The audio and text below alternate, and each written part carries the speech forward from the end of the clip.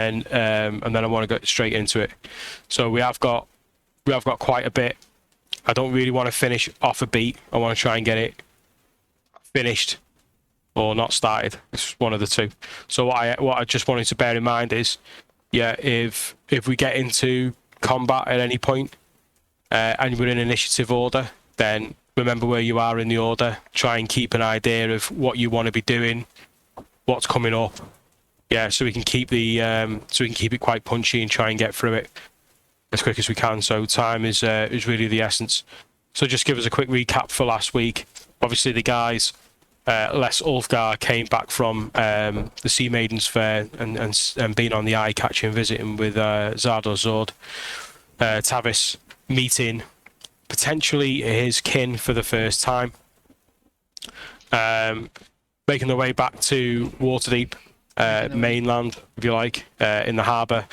There was then a bit of a chat from what Isla had found out, or what he'd suspicions and things like that based on the investigation for the Red Viper. And there was a bit of a surveillance throughout the rest of the afternoon and into the evening in terms of looking at the export shop, where Isla believed that the crown of Atalanta was going to be the key target for the Red Viper. A bit of a recce was done in terms of making way through the sewer. Isla and Tavis find their way into the basement, and then having that basement then confirmed as the one that's underneath the export shop by Nagin, and procuring a ornament of jade material. And then after that, there was a sort of a reconvening in a tavern, a bit of a loose plan put together, where you then went back out into the streets, taking on some key positions. Isla and Tavis headed back down into the sewer to watch for the basement entrance.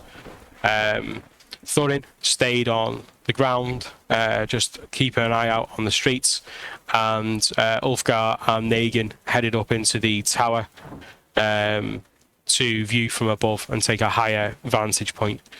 There was a lamplighter that was coming round lighting lamps, but unfortunately couldn't light any of the lamps that were in way of that shop.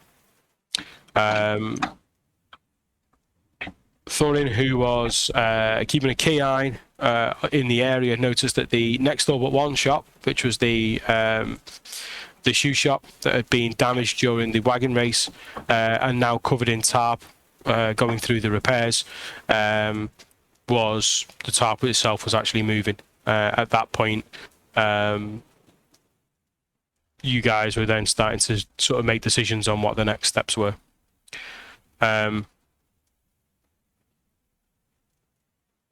Is that right for everyone? How everyone remembers it? Yeah. Okay. Yeah. Okay. So, like I said, two in the top of the tower, opposite the road. Thorin, you're in the road, and Isla and Tavis, you are in the sewer. Thorin, you see the tarp moving. What do you want to do? Okay. When I was over can I see the guys on top of the roof from where I was, or from over the road? Guys, can you see Thorin from where you are? No, not unless we go to the edge and look down. Well, that's what I'm asking. No, So you can't see the guys? no. We're in the alcove bit by the stairs.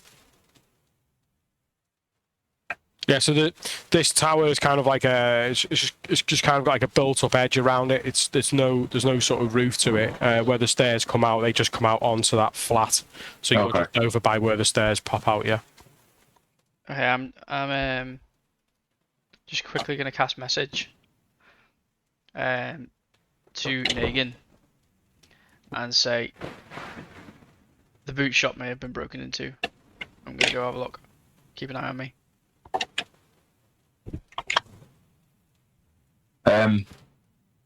You can respond to this message. Oh, bravo. Boom. Yeah, all right. I'll say we'll come back down now. Obviously down. So yeah, I tell Ulfgar that we need to go back downstairs. Let's go. I'll start making my way over to the shop. Okay. I'm gonna try and be as quiet as I can, and I'll listen first and see if I can hear anything inside. If I can't, I'll peek. Okay. So as you head over, Negan, Ulfgar, you start to descend down the tower. Isla and Tavis, you've been making your way through into the sewer. What kind of where you are? What's your position? What you doing? If I remember rightly, there's like little cutouts, isn't there? Yeah. I believe we discussed about hiding in those cutouts and just kind of keeping an eye out, seeing if we hear any noises, and kind of waiting for anything to happen in particular. Okay. Okay. So There's nothing else. No, sounds good. Yeah, we're waiting out of the way, knowing which way somebody would have to take to get up to the storage room for that shop. So trying to be out of sight and stealthy, but like in one of the little setbacks from the main bit of the sewer where you'd have to go through to then get up to where the shop is. Okay, so for where you are, and then you making your way down, you're hearing a constant, obviously the constant drips and the sort of sludging along of this sewer. It's not a pleasant place. Rats moving around down there. You make your way to where you can see the straight, and if you remember from early on the afternoon, it's quite dark, but then further down you've seen sort of shafts of light that were coming through where the gratings were. That sort of orange bright light has now turned into a cool moonlight from outside. These now sort of shafts that are lighting up. What you notice is that these tunnels are, or these sort of alcoves, if you like, they're a good, I would say 40 feet apart. You can see one where you went up into the basement of Asaba's shop, and then there's another 40 feet and another one, 40 feet and another one again. You make your way down to the second one into the alcove. Is that where you're going to hold your position? The third one leads up to all Savers. So you've walked past those sabbers. Okay. Where it leads up, and then you continue to walk down that straight, 40 foot, yeah, give or take 40, 50 foot, and then you're in another alcove here, and then you know that there's the same distance between that and yet another alcove, and you sort of see that there's a few heading down. Yeah, I think so. I think that makes sense. Yeah, so all I said to Tavis, because I think as we turned into where the straight was, so as we say we turned right into the straight, there was like an alcove on the left. It was left. It was. You turn left into the straight. And there's the alcove. Was there like an alcove at that T junction? Was there? Yeah, that's right. Yeah. So as you just get my map up. Yeah, as you make your way down into that sort of straight, on your left there is the alcove itself, and then that's where you did your investigation, found the broken lock, worked your way into the basement. What you've done is if you're not hiding in that alcove, but in the next one you're moving an additional 50 feet, and again on your left there's another alcove. You sort of see the pattern going down. So do you know where that, assume that T junction is where it turned into that straight? Not you've got that T junction there. It's like a little alcove on that T junction as well, or not? Just make an investigation check. 10. Tavis, do you want to make an investigation check as well while you're there? But you did have. Don't forget as well, though. You did have your map. Mm-hmm. It's just more roll so advantage. Roll advantage on that check then, because you had marked it out and you had been there before. Yeah, still 10. 21. 21. So what you recognise is just before that turn, there is a grate that was above you, which you recognised as being the grate that was in the centre of the road. Mm-hmm. Yeah, so where you've turned, you've now gone underneath the building. So Tavis, what you can see, or what you feel, judging by the dimensions and what you put on your map, is that these alcoves represent every other building that's in that row.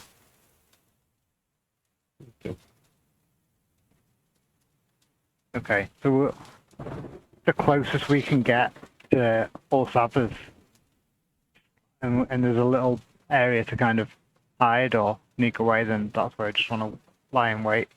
So you've got two options really. You've got the bend in the road. If you were to hide behind the bend, Yeah, I was thinking one either side. So one go hide down in the alcove, and the other one hide at the opposite end. So if someone does come down, whichever way they go, we can cut them off and try and stall for time. Yeah, cool. okay. So who's going where? Who's going in the alcove and who's going in the bend? I should go further away because I have dark vision. All right. Is it better if I go in the alcove? I'm gonna assume it's a little bit darker in the alcove, so I'm quite small, and you're a little bit stealthier than I am. So I will go past and into the alcove, crouch down and try and be small and stealthy. Okay. That's fine. And there you stay. You hold fire in your positions. Right, Nagin and Ulfgar, you can see that Thorin has just made his way up to the tarp. Thorin, you just pull the tarp ever so slightly, and you see the continued work that's being done on this this building. You can see that where the glass is that's been recently sort of put in, you can see that it has been sort of pushed, and where the high spots of the glass are within the frame is kind of just pivoted on it. Looks like there's been a little bit of force, but it's been sort of skillfully done, and you can see that there's a gap leading inside the building. Can I hear any noise in there? Roll a perception check.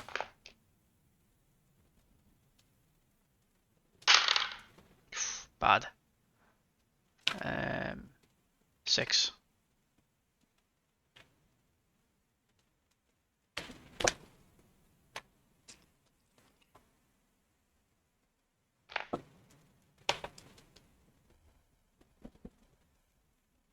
Okay. You don't hear anything. Okay. I'll hold my hand up to Negan and Ulfgar and just ask them to hold back a sec. Just silently just hold my hand up, just motion, just like hang back. And I'll take a step inside. Okay. You've got to sort of push the tarp away a little bit. You can sort of see where it's just the point of the edge of the or the corner of the glass, if you like, is just sort of keeping it away from the building a little bit. It looks quite tentative. As you go to sort of make your way in, you can feel that this glass isn't really that stable. So just make an acrobatics check for me. That was nearly bad. Acrobatics. 18. 18. Yeah, you feel there's a slight wobble in it, but nothing overly concerning. You just throw a leg in first, then holding on to the newly established frame, you just sort of pull yourself in.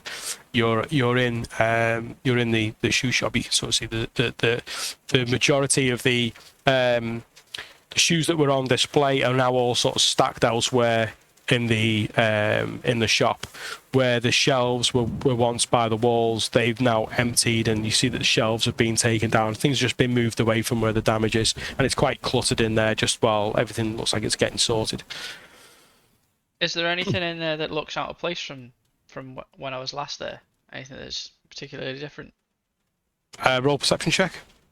And while I'm having a look around, I'll have a look around to see if there's any like trapdoors or anything, any light coming from anywhere. rubbish too. That was 8. 8. Mhm. Okay, so you now tell me one thing. Did you go into the Osaba's shop? I went into all Sabas and I've been in the boot shop too. Yeah. Okay, so what you will have registered when you went into Osaba's is that from even though you've only been on this ground floor, the layout seems almost identical. In terms of anything being out of place from when you're in it, a lot of things are out of place. You can sort of see that it is a bit chaotic, but nothing looks like it's being overly disrupted in any way. You can see that there is a counter, just like there is in Osaba's similar area. And you can also see that the stairs then in the right-hand corner leading up left on the back wall going upstairs.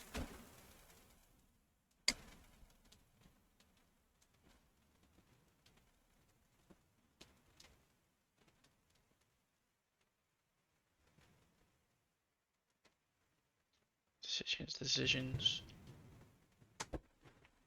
Okay, Negan, Ulfgar, what are you doing at this time? Obviously, where the lights on down the street aren't working, is the vision quite bad then? So we can't see a lot. We can only see the light further down.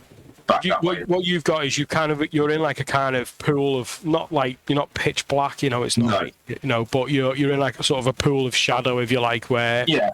3 lights that are sitting outside this sort of row of shops are not lit, and then obviously the lights then start at the other side of the road and across. So yeah, it's not overt, but I mean you'd still be spotted, by anyone walking past that you're sort of loitering in that area. And we can't see anyone else. No. Oh, well, no, I'd say no. It's quite quiet. You can see that the tavern that you were in is still there's still light coming from that. There's still motion inside and things like that, but there's no one really in your vicinity. Okay. Can I just get my 2 axes out and then just slowly start walking over to obviously where they're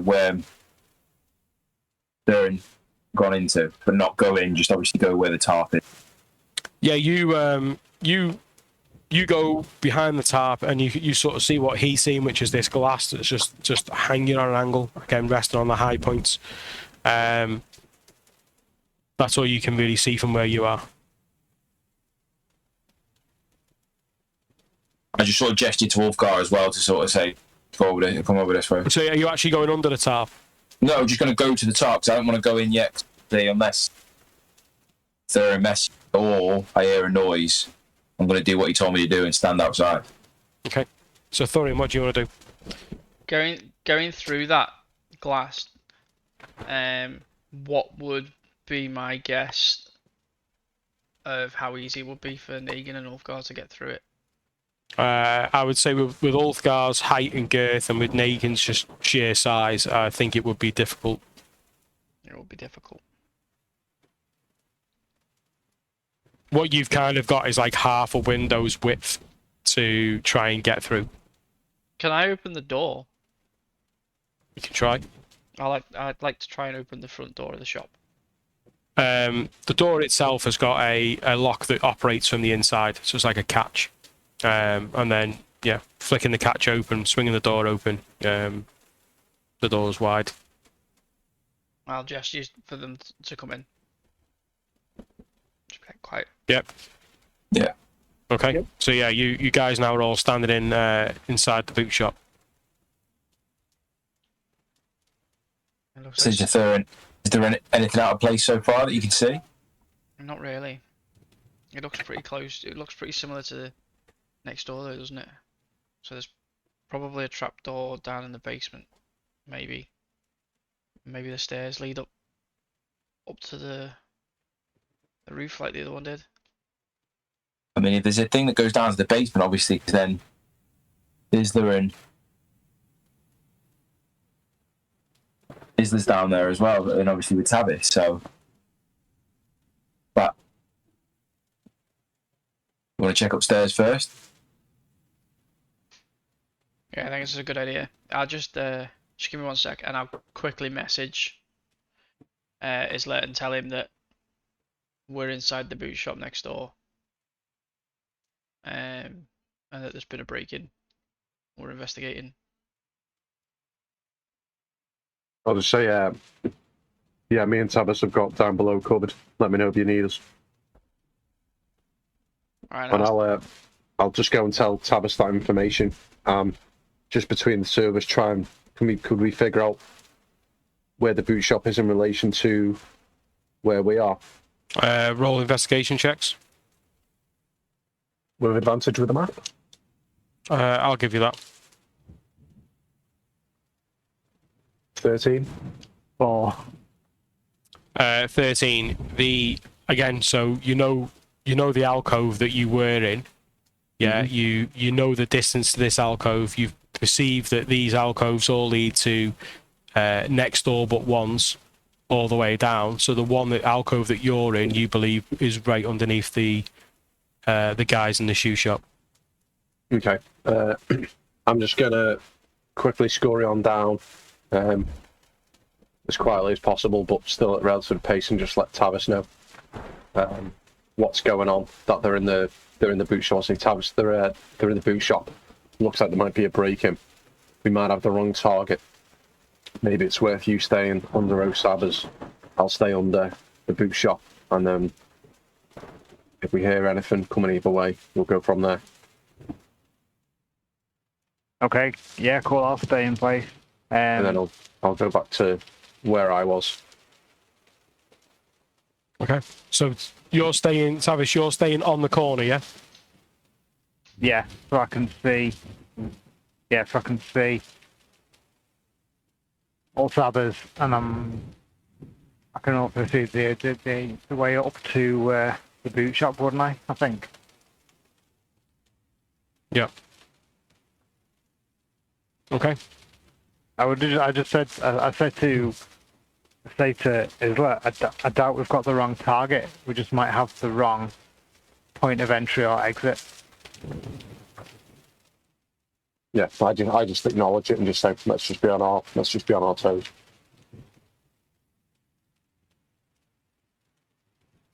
Okay. Okay, back inside the shop then. So Thorin, Ulfgar, while I wait for AJ now. And Negan, back in the shop. So what do you guys want to do? I'd like to start making my way up the stairs as quietly as I can. Okay. Yeah. Up the stairs.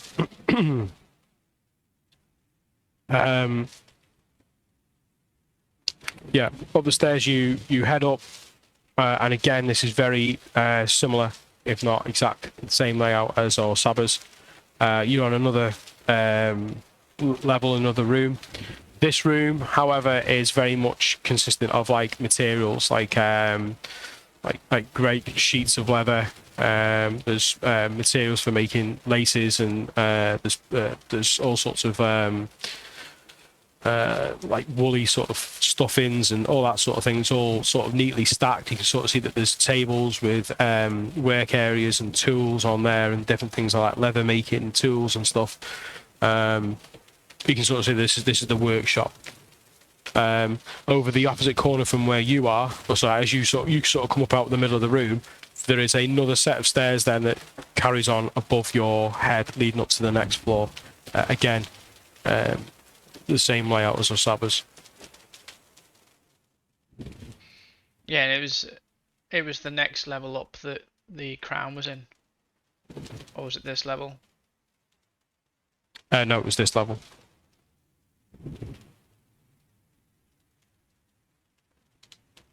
Can I just have a quick look around and see if there's anything weird in this room, like if they tried to get through a wall or something like that? Roll a perception. Before I have a look upstairs. 13. Do you two want to do perception checks as well, or investigation checks? Yeah.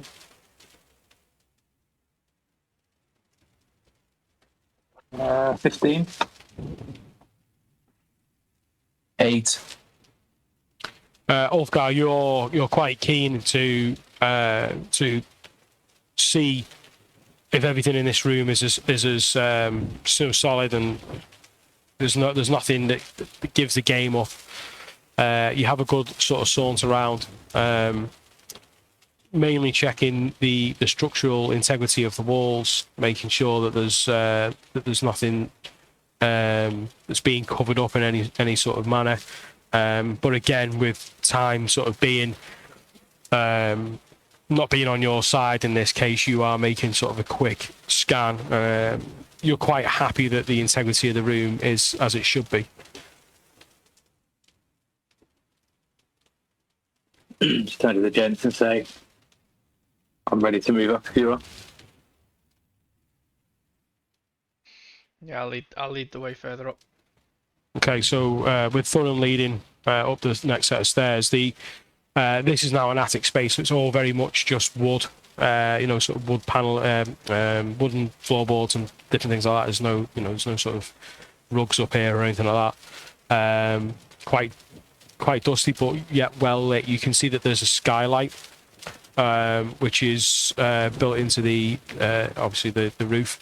You can see that is actually being pushed. It's actually folding out and laying flat against the tiles of the roof, and you can see that there is a ladder leading up. The rest of the room really is just sort of crates, small boxes, sort of more stacks of leather. Any footprints in the dust? Make an investigation check. 4. But not that you can see. It is quite, even though it's a storage area, it does look quite well kept. Alright, okay. Does the room feel cold, as if the window's been open for a little while, or feel like it's still okay? I mean, it's still sort of summer. Okay. So obviously you can feel the draft of coming through, but you won't really be able to gauge how long it's been open for. How long it's been open for?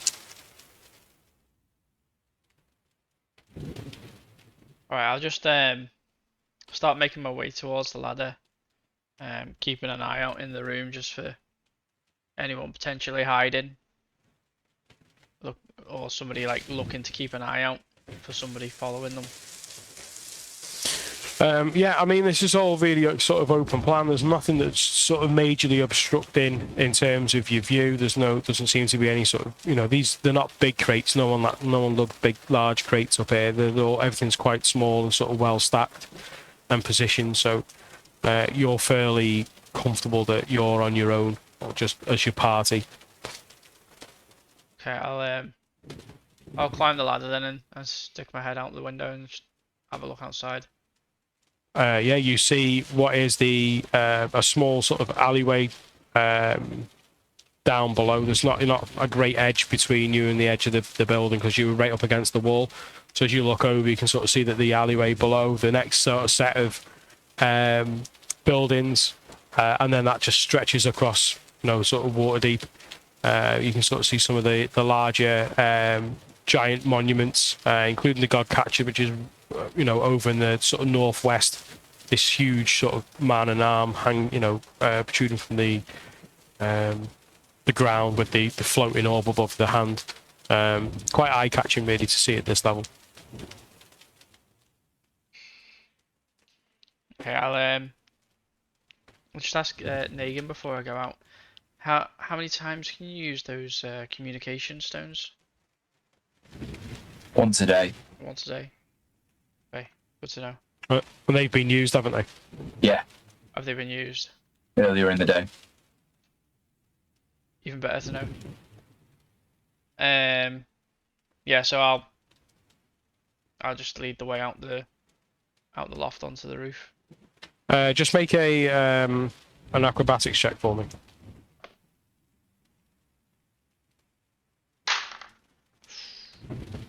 9. 9, you're a bit shaky as you get out onto the tiles. There are a couple of loose tiles, but nothing enough to really throw you off balance. As you sort of scan around this sort of backside of the building. Yeah, you're kind of daunted by the height a little bit, but to your left you can see that there is another window of the building next to it, and again that's open and flat against the tiles. Okay, I'll once I'm out, while I'm waiting for the other guys to follow me, I'll message Isla again and let him know that both the windows on the roofs of both buildings are open, and there may have been someone coming through here.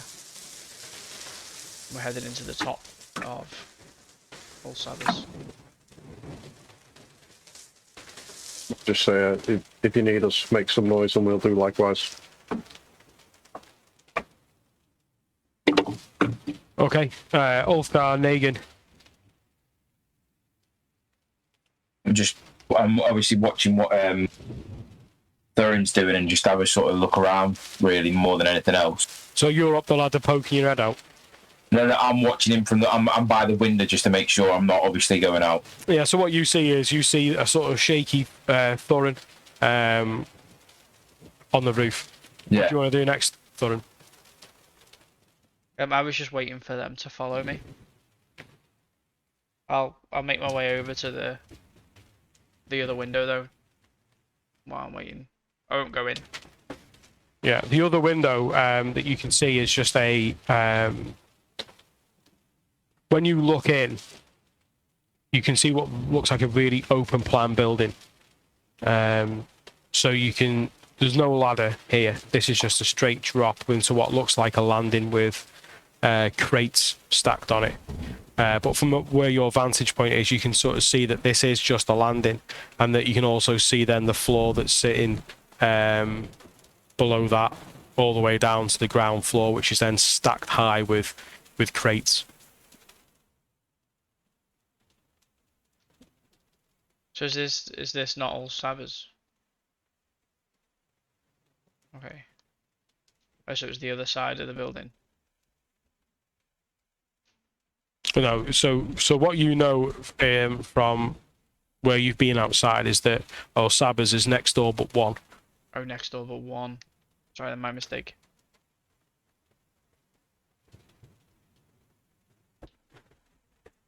Can I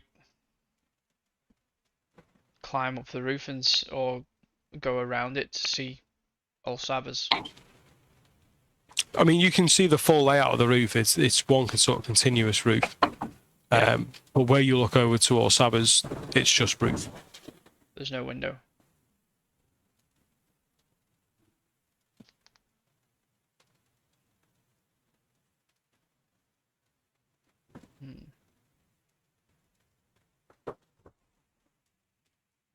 Yeah, I'll just yeah,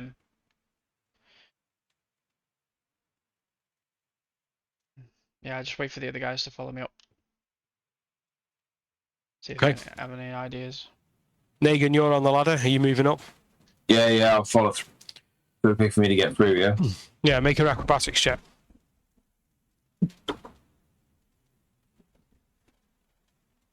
18.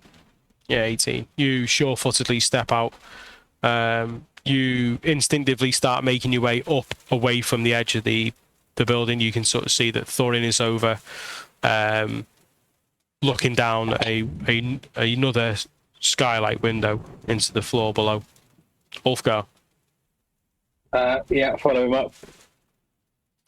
Okay. Yeah, you head up again. Same. Just roll that acrobatics check for me. 16. 16. Again, fine, sure-footed. Negan, from your height, as you sort of scan around, looking at the buildings, giving a bit of a 360 look, you can actually see across the road at the tower that you were stood up. Well, the one we were up beforehand. Yeah. And nothing in sight other than normal. No, all you can see now is this. Yeah, it's just everything looks normal away from the building, and then Thorin's obviously looking down into the the floor below. What do you guys want to do? Put them over, I suppose. What do you think? We'll wait. One of us could wait here, just in case. I don't know. So how far down is the floor? It's about 15 foot.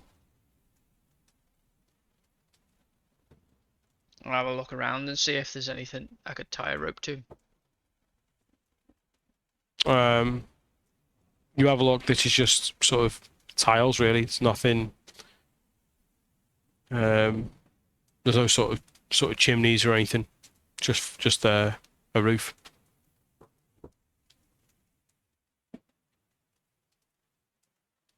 When you look down, you can see that there are stacked crates. So that's 15 foot to the floor. But there are sort of crates that are beneath you. Almost climbable. I wouldn't say that. I'll probably say you probably got about a 10-foot drop to a crate, and then it's like 5 foot high. So Yeah.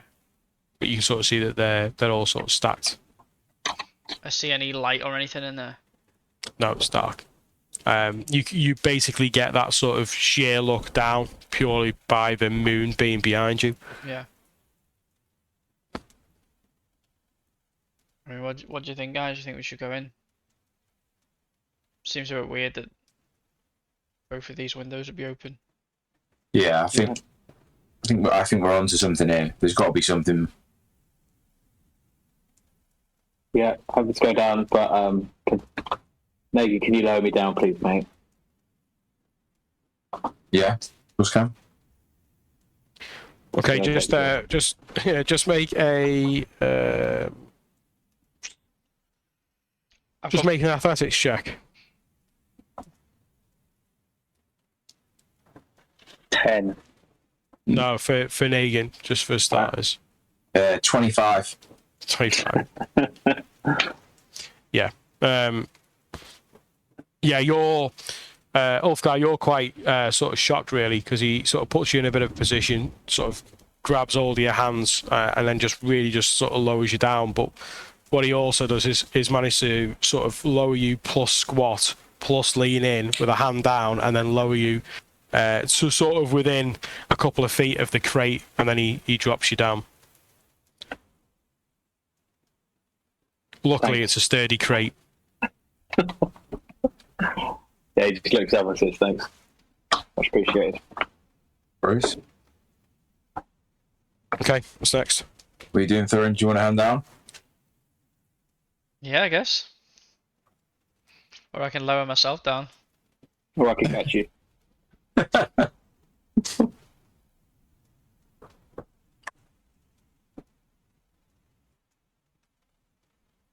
23.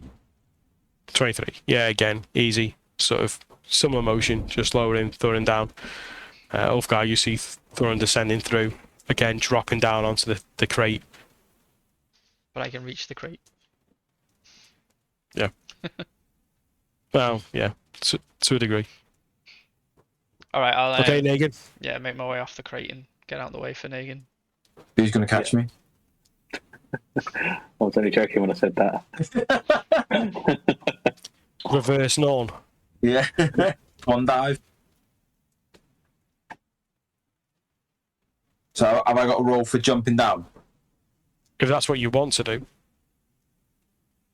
Well, can I lower myself down, like holding onto the edge and lower myself down? Well, I would say, what is your strength score? But not your modifier, your score itself. 20. 20. Okay, I would say make a stealth check.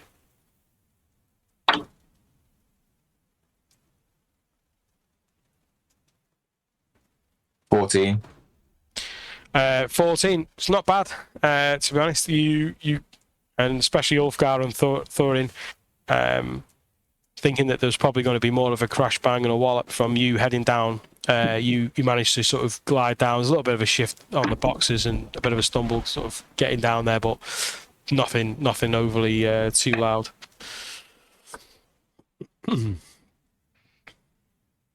It's pitch black in here. Can we see anything? Or? It's pretty dark in there, yeah. yeah, this is a warehouse. As you sort of scan round, you can sort of see that there's the sort of balcony that you're on, if you like, the landing. There's another landing below you, and then there's the floor itself. You can see that there's an arranged sort of boxes are sort of arranged in sizes, and then really sort of large crates sitting on the bottom floor, stacked with little boxes and different things all around them. But this is just a storage facility, really. And Ulfgar, not Ulfgar, Negan can't see in the dark, can he? No. Is there anything like torches that we can light up, or is it best? I'll just obviously get a torch, one of my torches out of my bag.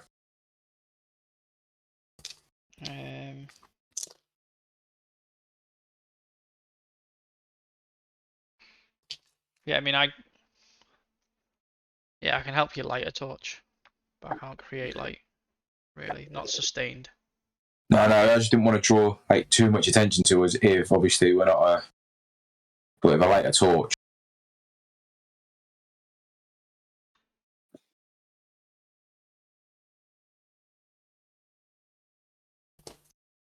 Yeah. Okay, well, I'll put one of my axes away and then get one of my torches out of my bag and light the torch.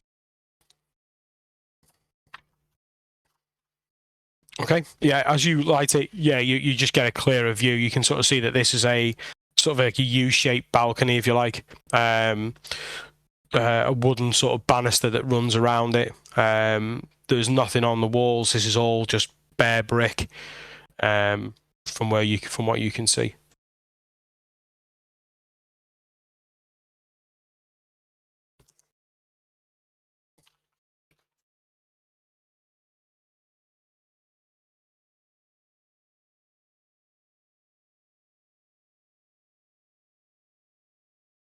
So I'm just trying to.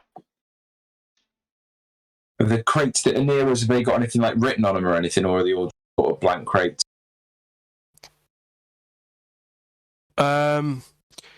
You can sort of see that there's things like stenciled on it. They're real fragile. Other than that, they're just crates. And does anything look like it's been messed with or sort of like opened up? Make an investigation check. 13. Should we all do one? Yeah, you can all. Yeah, you can all do it. Oh, it's going to be shit now. Oh, 13 as well. And that 20. Natural 20. Negan, you start to head over towards where, sort of opposite to where the shoe shop is, towards Olsaba's itself, and you can sort of see that the, it's gone again, hasn't he? Yeah. Always drops out, doesn't it? Yeah, you head over to a corner, and where everything seems to be sort of stacked and orderly, you can sort of see that there are piles of crates and boxes and whatever else, but they've just been not slowly, but they've been sort of shifted and moved out of the way. You sort of see that there's a bit of a route to the corner, which, looking around, doesn't really seem to fit in with what you can already see, how orderly it is.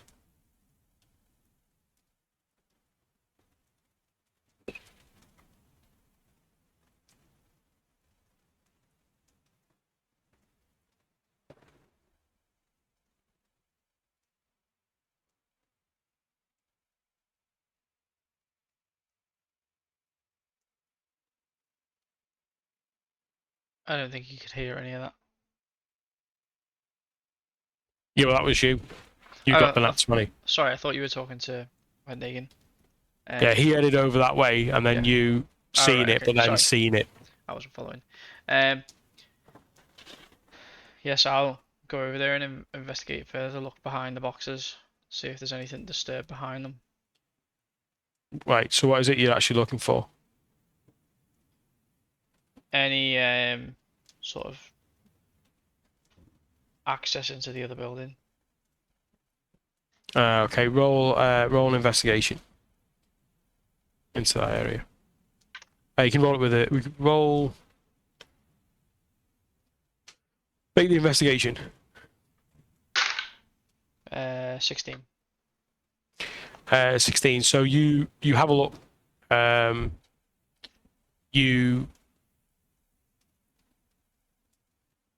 It's a good job that Negan's lit this, because without this light, you wouldn't have seen what you could see.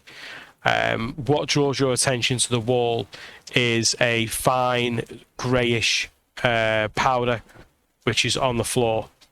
Sorry, my phone's just ringing. Right. We'll wait for Jimbo 1 sec.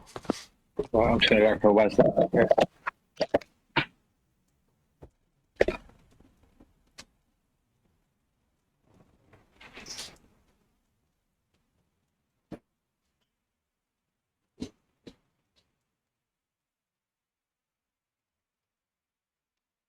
Nunez has scored a hat trick, Chris. 4, mate. He scored 4 now. Yeah, full time, 5 now. Oof. The highlights. Oh. First 3 goals are on Liverpool's Instagram. Oh, really? But the 4th one isn't yet.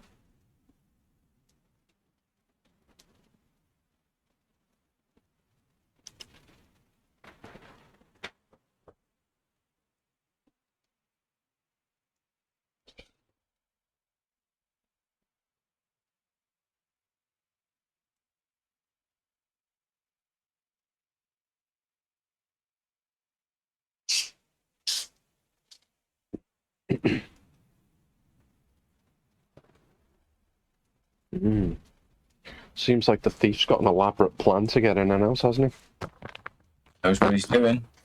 he? Very elaborato. What's that?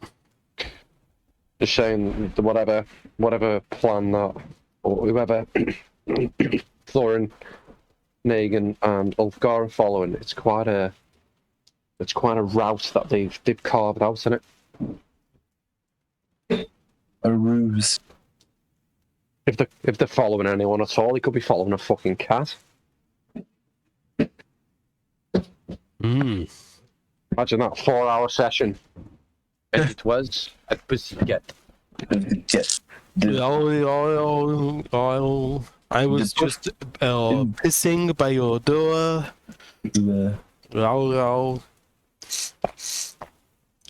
Well, the one session, you all need to put our foot down. I'm ready, mate. I'm like a coiled spring. I'm here. I'm ready and waiting. Yeah, I'm good to go as well.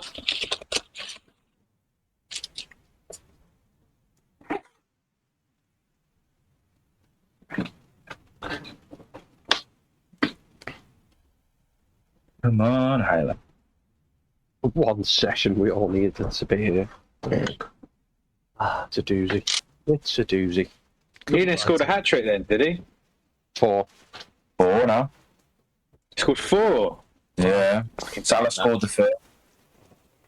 It's going to be quiet on social media tonight, isn't it? Last couple of days, it's just been like United, Chelsea, City all laughing at Nunez. Still can't believe Chelsea got Koulibaly. Yeah, I know. What has he gone there? No, exactly. What do you think about Sterling going to Chelsea?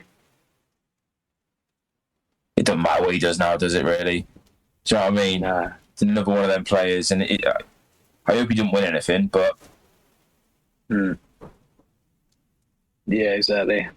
So I didn't realise... It's been weird. Exactly. I've been on it constantly, looking at it, and then all of a sudden Lewandowski's gone to Barcelona from like almost out of like nothing. Seemed like all of a sudden. They didn't even pay that much for him, I don't think, did they? No, it's like 43 mil, and all of a sudden he was in a training top straight away. I was like, how has that happened? It's like on day 1 he's already there. They haven't been able to register him as a player, though, have they? Yeah, well, they struggle every time now, don't they, with all of that shit?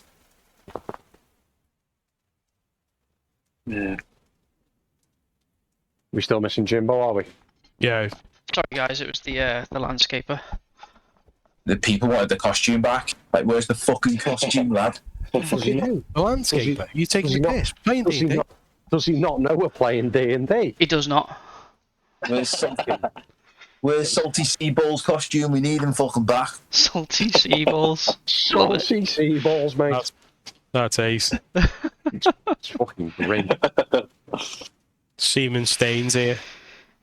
Man, Right, sorry, you were talking about it was a good job where Negan having the torchlight. Yeah, because you see a small sort of scattering of a grey powder. You realise that this is mortar. This has come from the bricks. Leaning it against it and just put a bit of weight on it, you find that actually that there's a section of the brick which actually moves and opens slightly with a bit of a grinding noise. I say to Ulfgar and Negan, like, look, and just push the wall slightly and show them that it moves. It is a bit of a grinding noise. Yeah. So I only move it a little bit. Okay. Okay. Right. Tavis and Isla. Sort of laying in wait. With the day that you've had, the length of the day, you sort of trying hard to get comfortable, bear the smell. I want you to just, if you're there, Isla, I just want you to both roll a perception check. Mate, not a problem.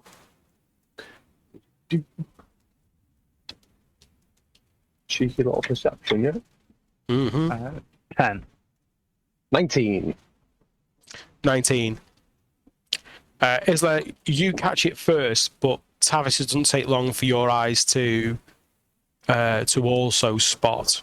So Isla, what you see is a small, faint glow emanating from below the surface of the water. It just catches your eye. You scan around looking for anything that may be reflecting, if this is a reflection of light of some sort, but everywhere is pretty dark.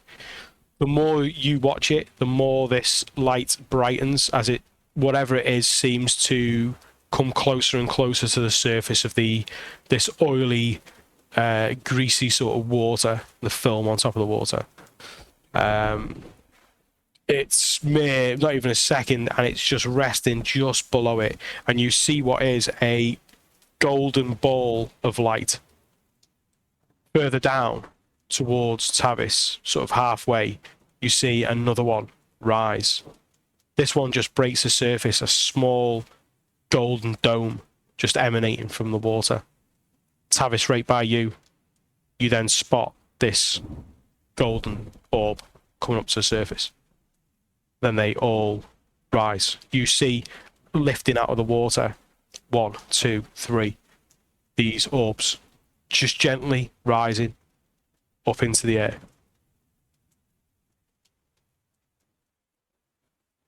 How far away are these orbs from Isla?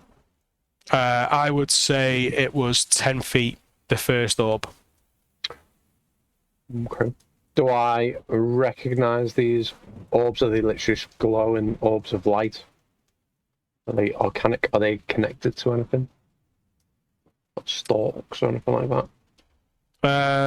No, there's no stalks. They are just an orb. Just an orb just floating quite serenely. With the three of them now, it is sort of lighting up the area a lot more than obviously what it was moments before. I'm going to cast Mage Hand and grab one of them. Grab the one nearest me. He's going to grab him by the balls. Okay, so you send out Mage Hand, and the spectral hand shifting away from you towards the orb. As it gets close around the orb instinctually moves away but towards you. and it starts to bob and move and come a little bit sort of closer. And you, as it does, you can hear what is a like a hollow sort of echoey whisper. At first, it sounds like just a white noise, but then you can start to make out that there are sort of intonations of words as it starts to come closer. As that happens, the one in the center starts to move closer to the one by you, Isla, and in turn, the one by you starts to move closer to you, and you start to hear as they start to come closer. And I want you both to roll initiative.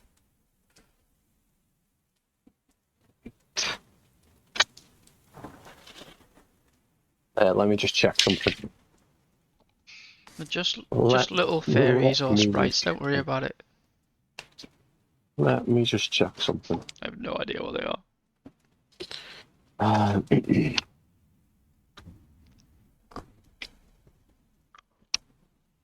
with you in 1 second. It's 16 here.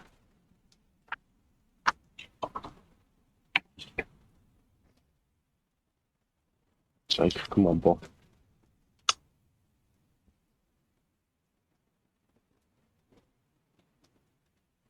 This isn't classed as an attack roll, ability check, or a saving throw, is it? Is it an ability check?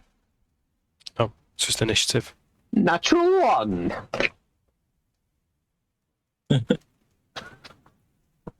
Darn it. So what's your initiative modifier? Isn't it like Plus 3 or something? 2! So it's So got it's 2. 3. Or 3. Yeah, so it's a 3. I am in awe of the balls. I am in awe of David Beckham. Okay, let's have a look. So, the one that's sort of floating towards you, Isla, is now right up sort of close, and you can't make out these words. And what words you can hear doesn't sound like a language that you've heard.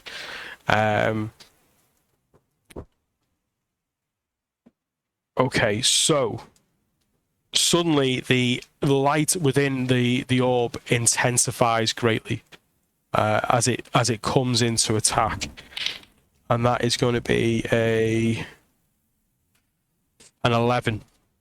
Misses. Misses. As this sort of orb brightens, not one to put yourself directly in the face of danger, you just move out the way. And what you see that there's a large shock of what looks like electric sort of shock coming away from it, emanating out of it as it goes to blast. At the same time, the same thing happens to Tavis. And that is going to be a 13 to hit. Misses.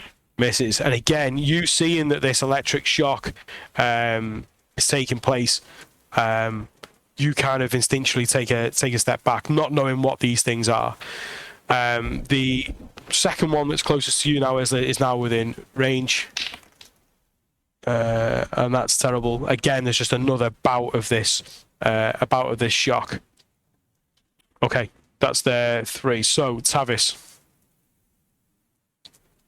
So the one near me that I can tell has just now tried to attack me. That'd be right, yeah? Yeah. Mm-hmm. I'm going to... how far away is it?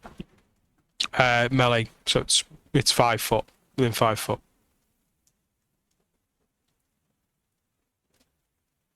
Would I know if this thing would have attack of opportunity? That's Yeah, you would. Yeah, everything's... Yeah, you would. Yeah, it would. you know. It would. Yeah. Well, that's obviously you used your disengage. Yeah. Okay. I want to bonus action disengage. Move past it further towards Isla. So I'm moving towards the other 2, correct? Yeah. So I want to bonus action disengage. Move past the one that's by me towards Isla. I'm only going to move. Well, your action is to disengage, and then you've then got your movement. That's a bonus action movement, and then I can use my action. No, it's an action to disengage. Not a bonus action. Does No. the rogue not have disengage as a bonus action? Don't know. Let's have a look at the. You stand all around. Yeah, cunning action at second level. I can take a bonus action for dash, disengage, or okay. hide. Yeah, that's fine. Yeah, so you disengage and then move off, and then you've still got your action. Yeah. So disengage, move past it. I would say, how many feet between me and the next orb? So they're now both within melee range of Isla. You've got what would be, I would say you were like 60. Don't worry about me, big boy. Yeah, I'd say you were a good 50 feet away. So if you moved your full 30, you would you'd still have another 20 feet before you get to Isla. Okay, I'm gonna disengage, move past it towards Isla, move 20 feet towards Isla, and then turn on the one that just attacked me and cast Ray of Frost at it. Okay.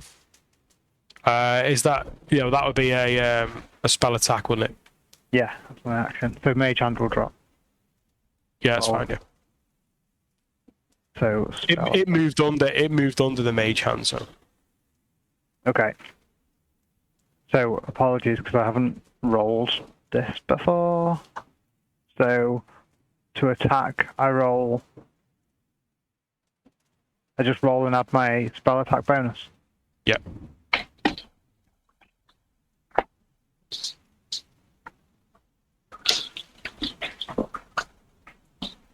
That's not very good. It's 8. Yeah, eight misses. You send out this frost, which does actually miss, but you can sort of see that where some of the water which is dripping down the walls actually gets caught by that blast, and you see it sort of instantly and freeze down the side, just sort of behind it. You did it on the turn as you were sort of moving away from it, so not quite getting your aim right, just trying to get that attack off quite quick, just threw you off a little bit. Isla? Yeah, so no, I'm just gonna stay where I am.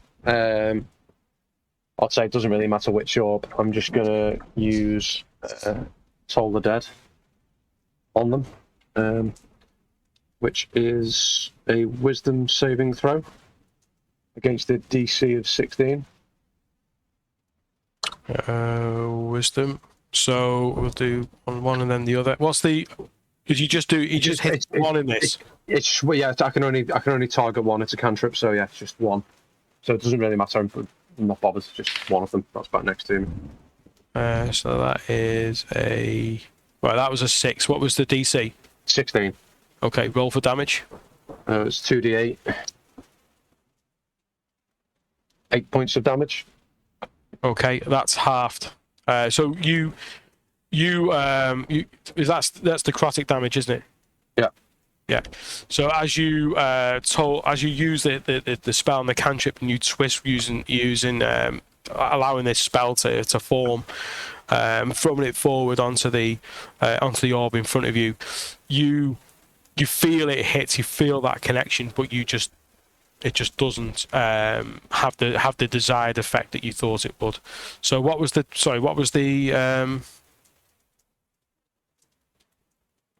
damage? Did you say? It'll be after it's been halved. It'll be 4 points. It was 8 in total. Four Okay. points. And then, kind of seeing that with the bonus action, if you want to call it that, I'm going to pull out my shield and sword. Okay. Right. Okay. So yeah, you're now ready for battle. I caught you off guard at first. You managed to dodge the attacks. You managed to get a small attack off yourself, trying to get away on what this thing is, and then just pulling forth the sword and the shield, bracing yourself for the battle. Okay, the one that you've just attacked is going to attack you. and that is a 10 to hit, which I believe is a miss. Yeah, my DC's gone up by 2 because I've got my shield out. So my Okay. DC at 15 now. The next one towards you is there's a 17 to hit. Hit. Yeah. Okay. Where are we?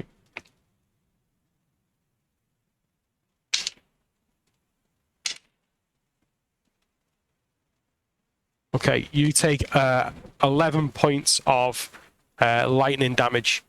You feel it strike your shield, and you feel it sort of running through your weapons as this pulse of electrical energy just covers the front sort of face of your body. It gives you this sort of nasty jolt. Okay. Okay. The one that you attacked, Tavis, this orb, just glides towards you effortlessly, covering all of that ground. And that is a rolling better. That was a 19 to hit. Yeah, hits. Okay.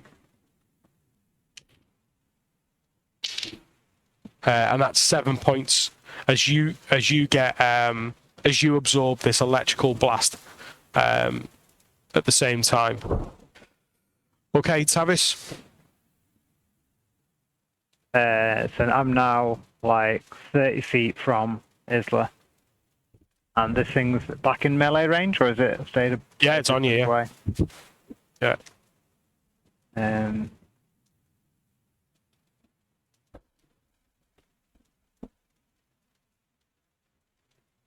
I'm gonna try the same thing again. I'm gonna disengage from it, move back 10 feet, and cast Ray of Frost against it.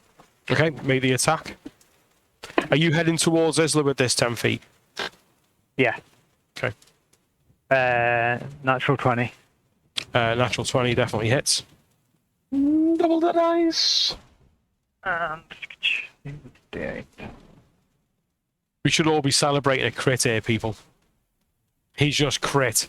In his first battle of the campaign, he is just crit. Somebody get that man a beer. Until it takes half damage.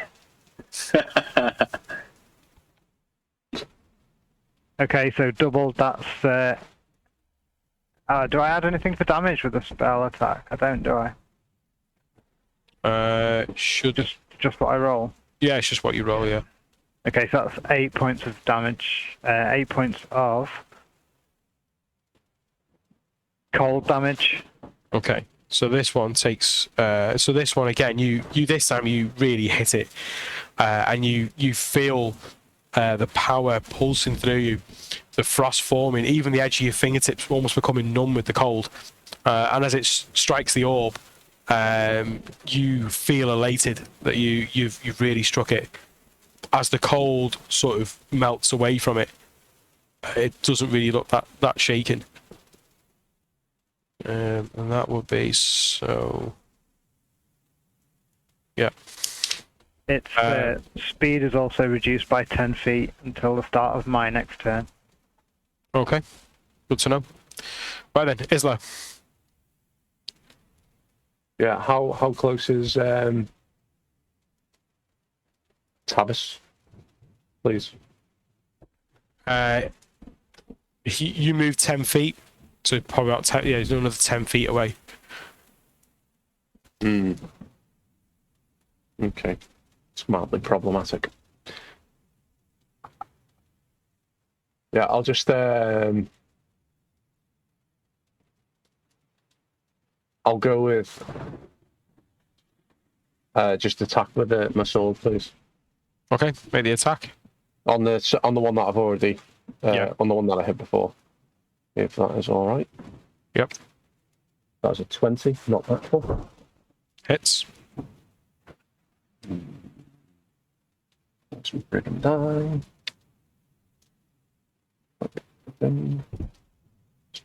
12 points of piercing damage. Okay.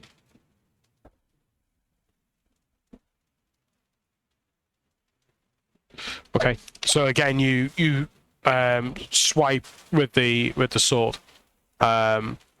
It moves through the orb and comes out the other side. And for a second, the orb looks disrupted in its energy, but then continues as normal.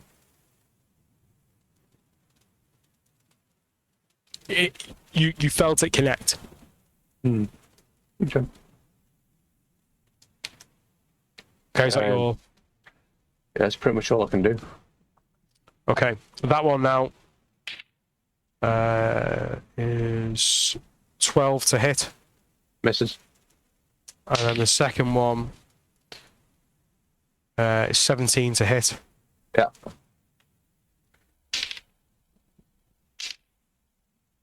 Second one's a Um, brute. You take 13 points of Can I- damage. And can I use my reaction on that, please, and cast Wrath of the Storm? Yeah.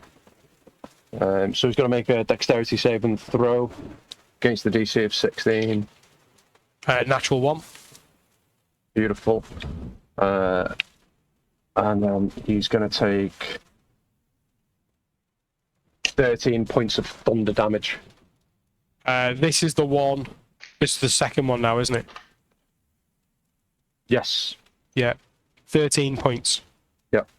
So halved, rounded up, rounded down. So it's 6, isn't it?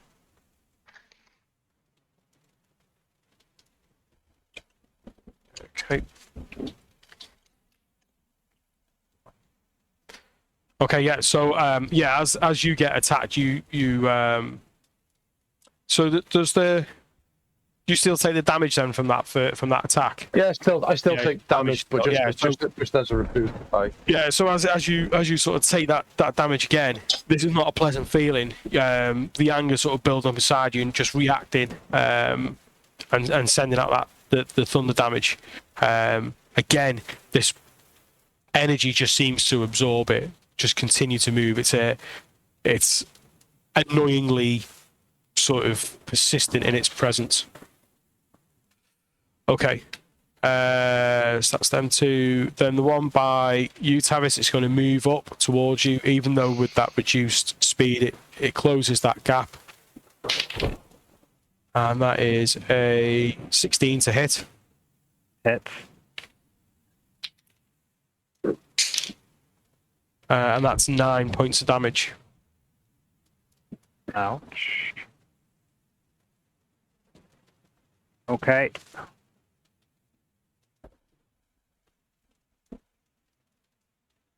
Isla, what the hell are these things? Any idea how we stop them? Can I reply if I've got to wait for my turn? No, you can reply, yeah. Do I know what these are? Roll a nature check. No, I do not. I rolled 2. Weird No. old energy. I just say, we're just run, get away, move away from me. Now. I'm gonna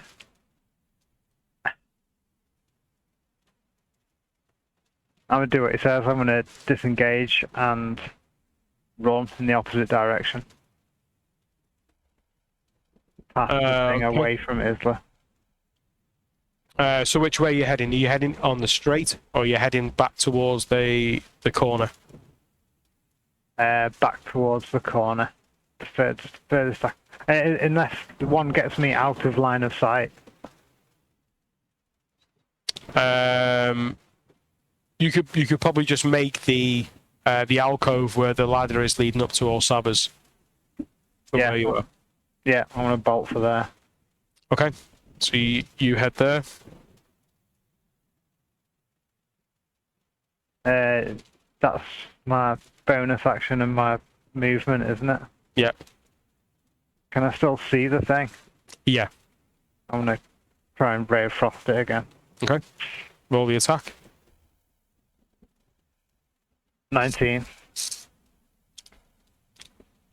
19 just hits. 4 points of damage.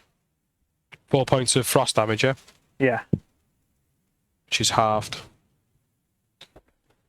And its speed is reduced by 10 feet until the start of my next go.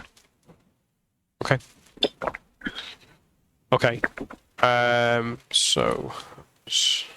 I'm looking really bad off. Okay. Right. Now, while that's happening, Thorin, you've pushed open now the door. Or you've got a crack in the door. Do I see any light coming from in there? No, it's pretty dark. It's pretty dark.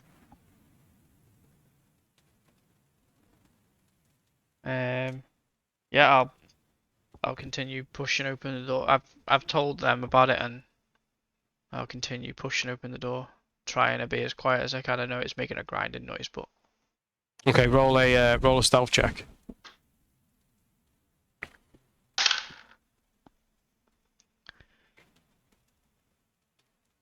uh, 12.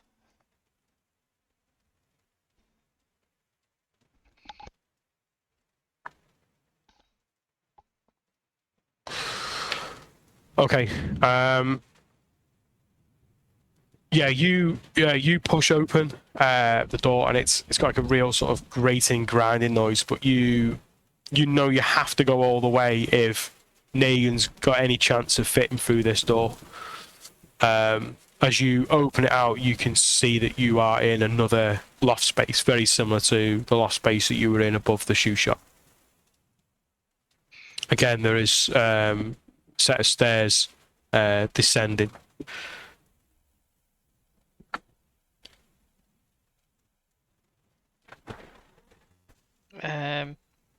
Yeah, I'll move into the loft space. Yeah, you're. Take a look around and have a look for where the staircase is leading down. Yeah, it's exactly what you expected to find. There's just bits and pieces up here, storage, boxes, and more like sort of like wrappings and things like that, where there's been deliveries and whatever else. There's a few like sort of odds and sods of pieces of silverware that are just sort of scattered around, but nothing of real any value. And then the stairs then descending. Any light or sounds coming from down there?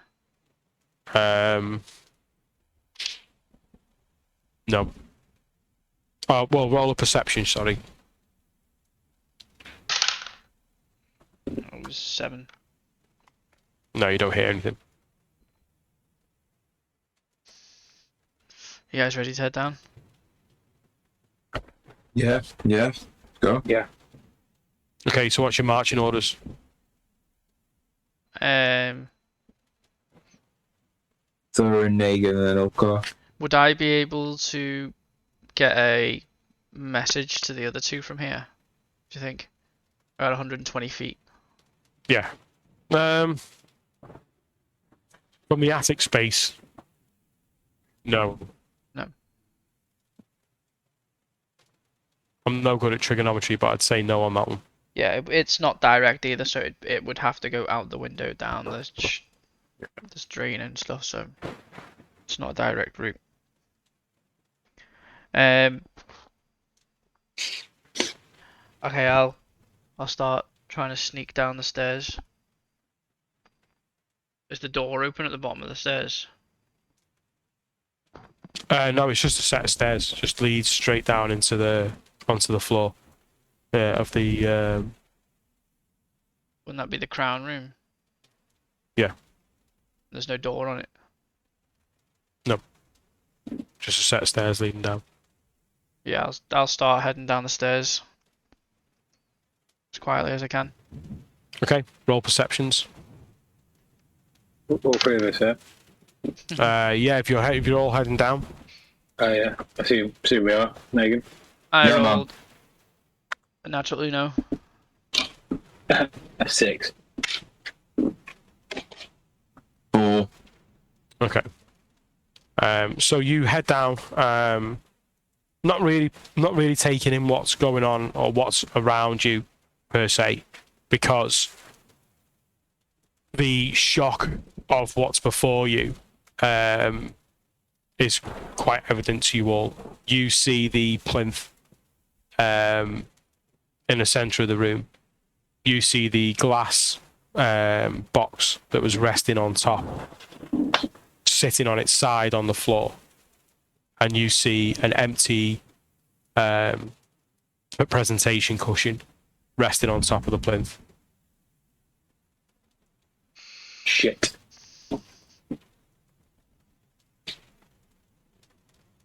And was there a door at the top of the staircase to the other side? No, they were just literally just doorways. stairs going up to a landing, and then stairs going up to a landing. Yeah. That's all it is. Right, so You got to follow it down, haven't we? yeah, have a quick look around the room, make sure there's no one hiding, and then head down. Okay, as you look around the room, just sort of scanning, you can see that there's no one in this room. Are there any like traps or anything that's been untriggered? Roll investigations, all three of you. 11. 7. Right, 11. So, as you make your way up to the plinth, you really are shocked that this has happened, and it's happened under your nose. And as you just stare at it, like blankly, if you will, the only thing that looks out of place, other than the top case, is a scroll, which is placed at the foot of the plinth. Can I pick it up and read it? Yeah. You pick it up, and it is a blank piece of parchment.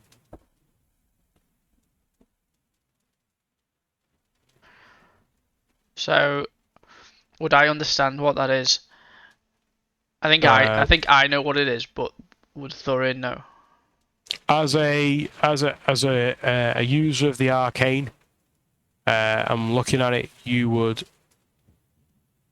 see this as being a used spell scroll. Okay. I'll put it back on the floor and leave it there. Where I found it. Okay. This room itself has got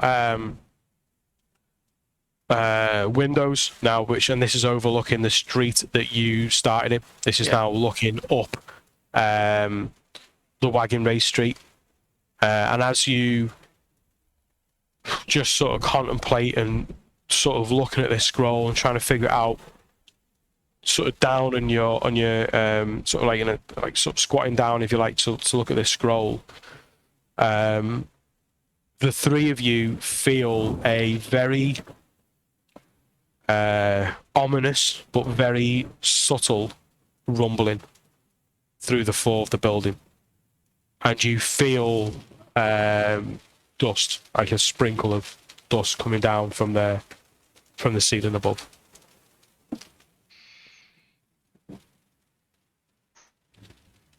And none of the windows in this room are open. No. Right, sounds like it's kicking off downstairs. We better get down there. Yeah, come on up. Go. Let's do it. I start making my way downstairs. I'm still gonna try and be quiet as I go, but I'm moving with a little bit of haste. Okay.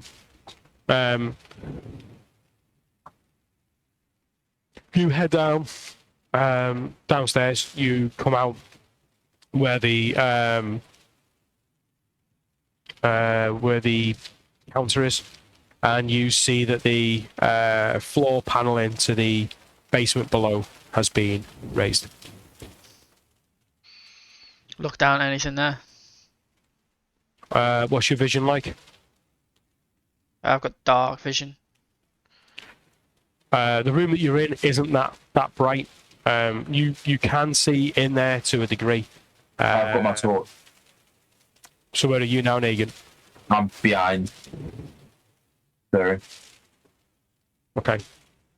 Yeah, you shine your torch in, and for what you can see, just cast down from that sort of window above, if you like, you can just see the basement. You can just see boxes and various things all sort of stacked up.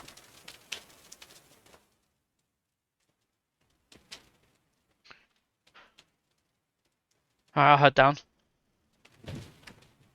Okay.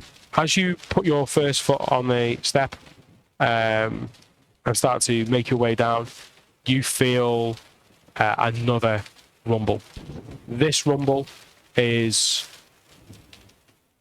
It's still, it's still subtle, but it was more intense than the rumble that was before it. And this time it comes with something that was slightly audible. Like you can hear that rumble.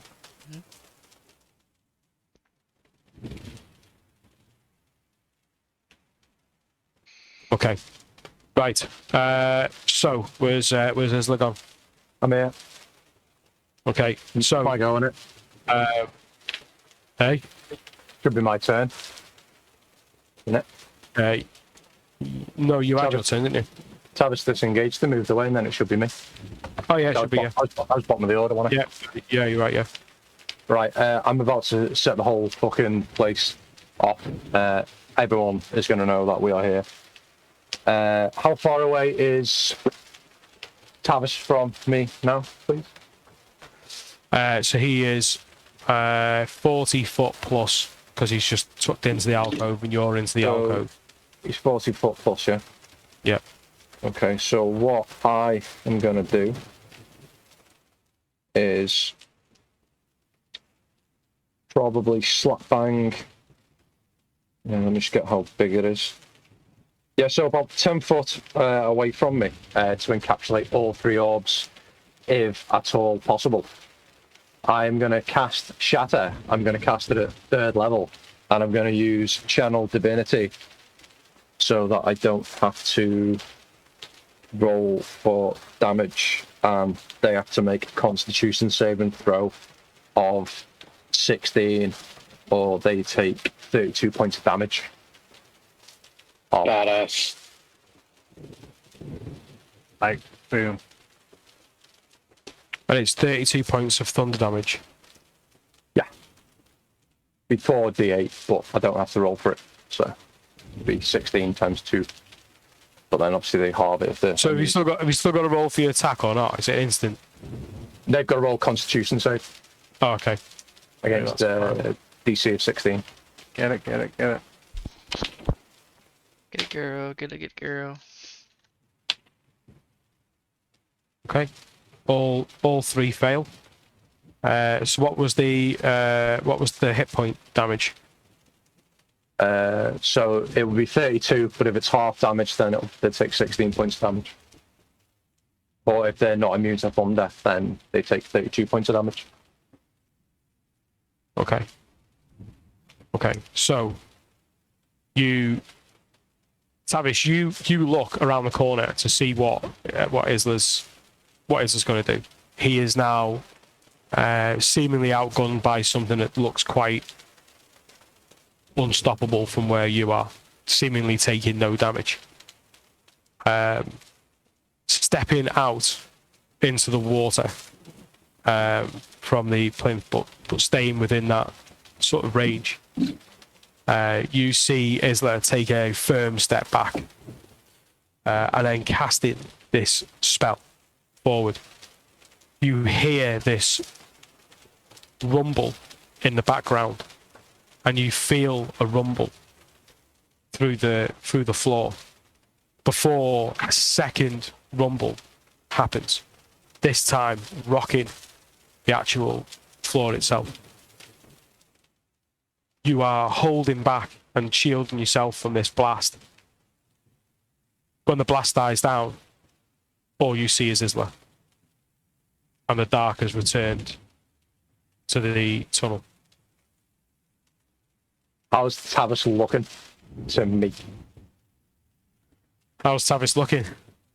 He's looking terrible. He's looking like that was. He's looking like he couldn't take another hit. Okay. I'm going to go over to him. And I am going to cast Prayer of Healing on him and myself. Like this in that I'm doing it. And then we are going to get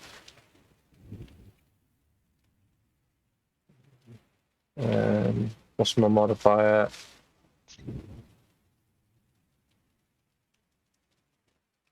£18 of healing to each of us.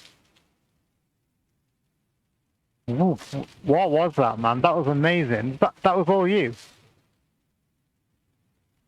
Let me just put my figures on so that I know what I've got.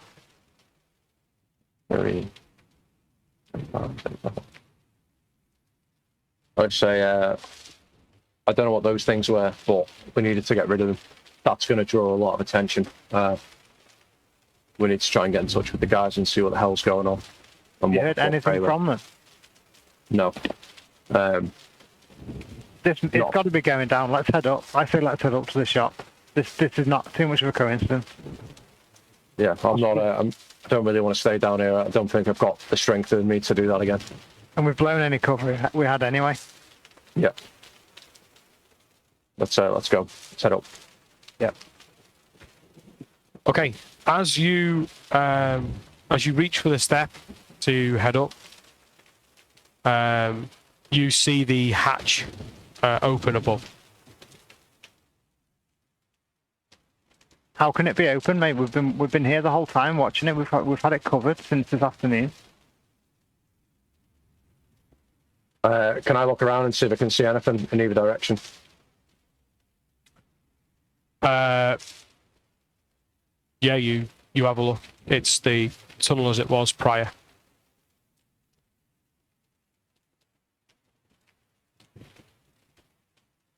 Right. Okay. It looks like whoever it is has slipped by us. Let's go up to. Keep heading up, see if we meet the guys, see if we can shed any light on it. As you're saying this, you see a boot descend onto the ladder. I pull my shield up and my sword. Who's there? There's a pause. And then the second boot comes down another rung. You look up and you see, well, quite a rounded backside. You see a cape hanging, and you see quite high, like knee-high sort of boots as this figure starts to descend down the ladder above you. Do I recognise this well-rounded ass cape and high boots? Not from where you're standing. So who goes there? You don't hear anything, and then you hear a soft female voice say, "Be dear, move out of the way of the ladder." And I just take like a half step back, but making sure that I'm blocking. I turn my shield like sideways to try and block off as much of that as I possibly can. So taking a step back, are you stepping back off the plinth, if you like, off the ledge and into the water? Yeah, I wanna get her, let her off that ladder, but not really allow her any room really to kind of do any manoeuvres. But I don't want her to shoot back up the ladder. Is basically what I'm trying to do. Okay. Tavis? Stood next to Isley, yeah. You're going to follow his movements. Was I like behind him or was I in front? I don't know. You were just sort of standing next to him by the ladder, so Yeah. he's just taking a step back off the tiled sort of, or the rounded stones, if you like, of that ledge. It's almost like a curb, if you like, into the water of the sewer main. Okay. Going to step back and kind of wait. Same sort of thing that Isla was doing, but prepare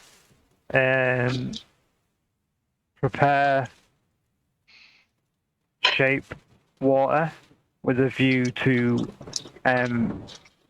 where's the water at the bottom of the ladder? How much water is there at the bottom of the ladder in the sewer? You've probably got, I would say, a good sort of 6 inches of water that you're standing in. Okay, I say water, it's disgusting. yeah, it's maybe a little bit deeper, maybe sort of like just above your ankle, really. So I'm going to step back as well, but prepare shape water with the plan to as soon as she steps into that water, freeze it. Okay. Freeze it in a 5-foot cube around her legs. Okay. So yeah, you're looking towards the ladder, back towards Isla, and then you're preparing this spell within your mind. You're focusing, ready to freeze the assailant. You watch as she descends, and as she gets to the bottom, she turns. You can see a figure in a hood, a pinkish purple edging around the hood itself. You can see that she has what looks like sort of black diamonds over her face, like a harlequin, as a sort of form of disguise. You can see that she wears a bodice which has been laced up the front.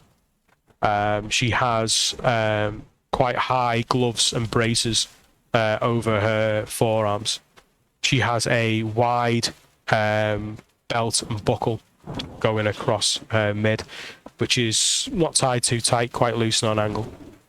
You see that hanging at her side is a very fine rapier, which looks like quite a elaborately sort of handguard, sort of domed handguard, if you like, over it.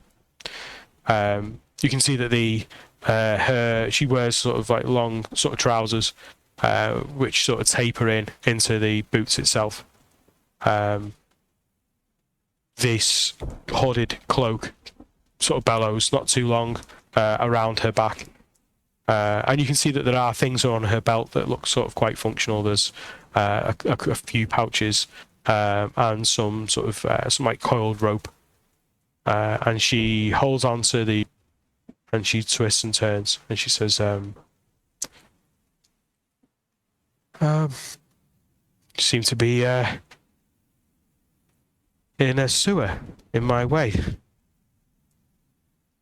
Out of curiosity, what colour is she wearing? Are the clothes red?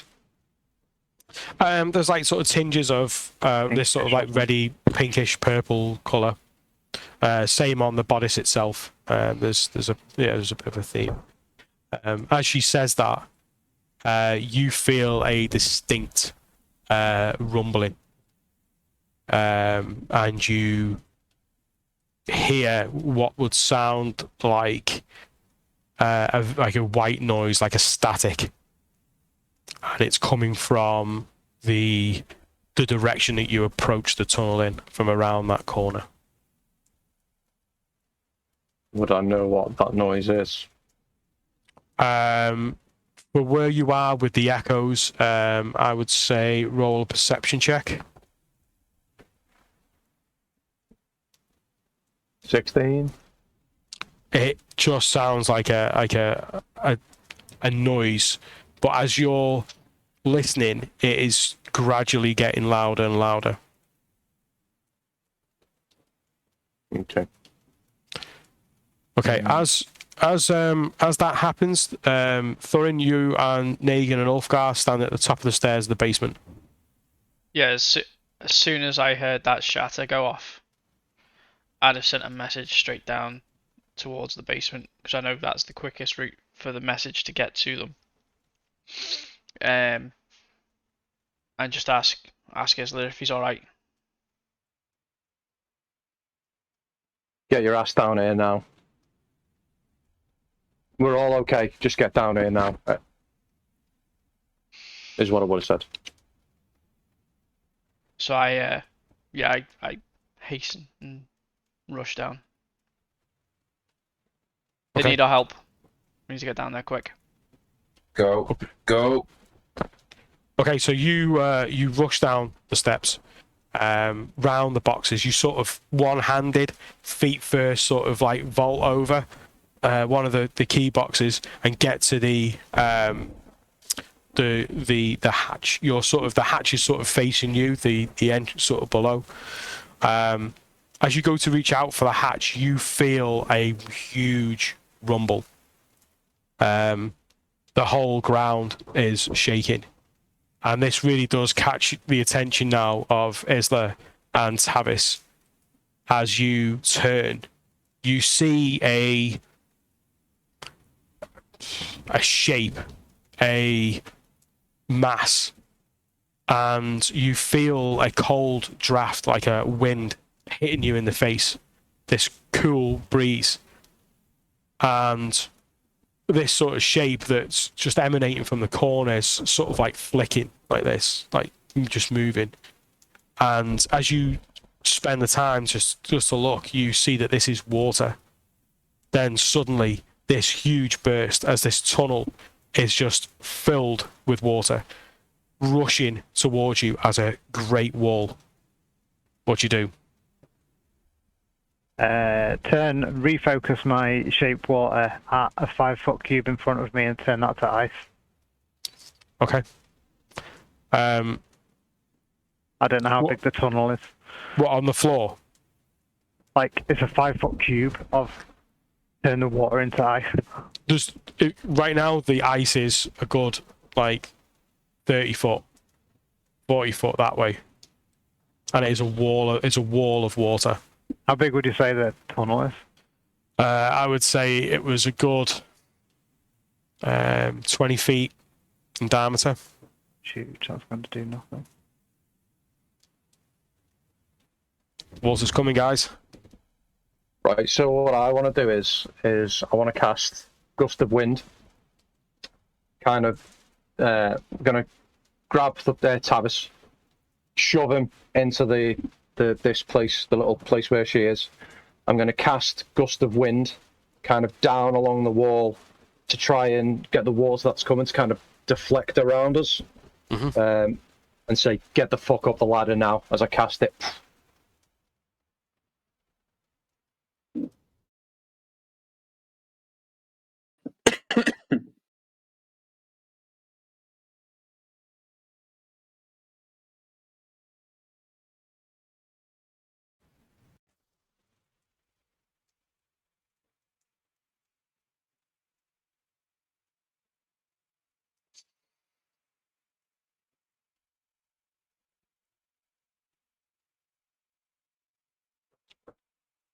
Okay. So, I'll say I'm not, because I'm still expecting a little bit like splashes and stuff, but just trying to. yeah, just but deflect it. what you've got is you've got a line, haven't you? Yeah. It's a line of wind, isn't it? Yeah. Against this wall. So from where you two are, so is there you're in the front and Tavis is behind you. So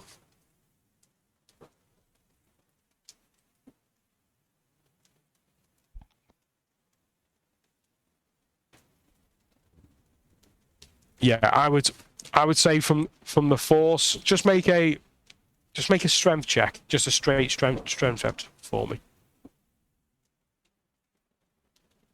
Can I use my spell modifier with it being a spell? No. No, it'd just be a straight strength because you're in that front of that line, aren't you? Yeah. 14.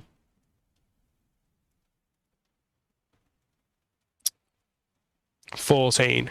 So this wall of water now comes crashing, and Tavis, you see Isla just working this wind, and you see that it has like it almost makes like a cone shape within the water as this water just rushes and engulfs.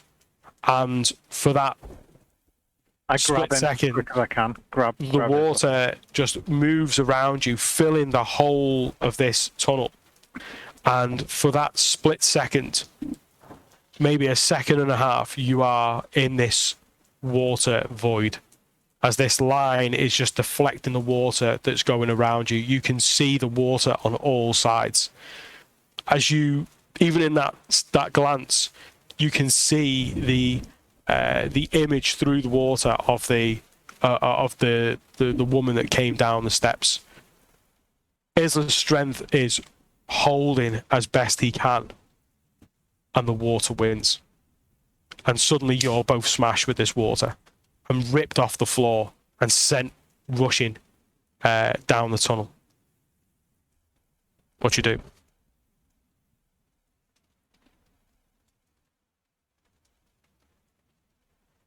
I'm gonna. Is there anything we can grab onto? Well, I still got hold of him. We still got hold of each other. You can try. So I would say make a dexterity check. Have you got hold of Isla as well? Yeah. Then I would make it with disadvantage.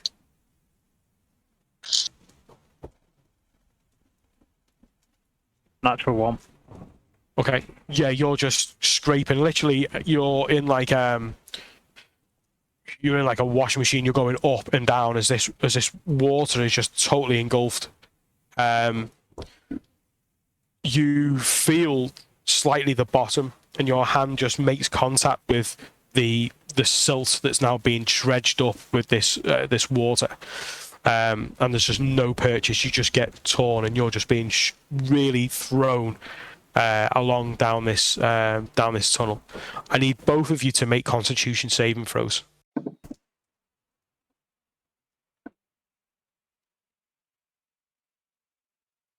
Mm, 7. Yeah, 5. We're gonna change dice. Has it only taken those two? They don't know.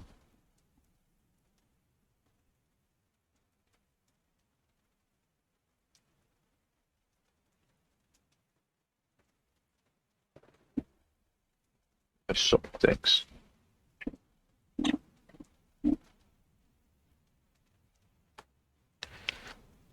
Six. And Yeah. Tavis. 7. You really feel that you're being knocked about. You're trying to hold the air within your lungs. I'm going to cast shape water on a 5-foot cube to try and create a 5-foot cube gap for me and Isla to crouch in. Okay, you're being moved along at a huge velocity. I don't know if that works.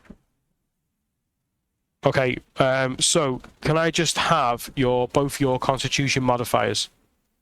+2. Yeah, same. Okay. Okay, now we're going to go meta a little bit now, just for those that don't know the rules of water. So these guys can hold their breath for 3 minutes. They've got 3 minutes. Yeah. And then they have 1 round per Constitution modifier after that before they hit 0 hit points. So they got 3 minutes and 2 rounds before they're unconscious. Thorin, you are vaulting over as you hear this huge crash of water. And as you look down through this hatch, all you see is just an absolute torrent of water. You're getting spray coming up through the hatch as it's just rushing by. You see like a whirlpool effect because of the alcove that the hatch is in. You just sort of see it whirling, just water rushing at a real great pace. And it's still going. It's still going. Oh, Jesus. Do we get goes during the rounds to try and do stuff as well? Yeah. Yeah. I just want to know what the initial plan is, and then we'll go into it. Mm-hmm.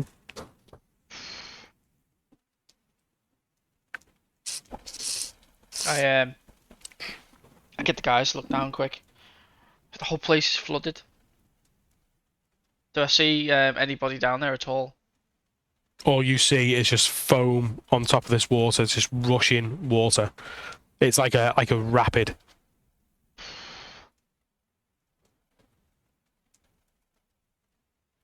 We do. None of us know really where it's going to go either.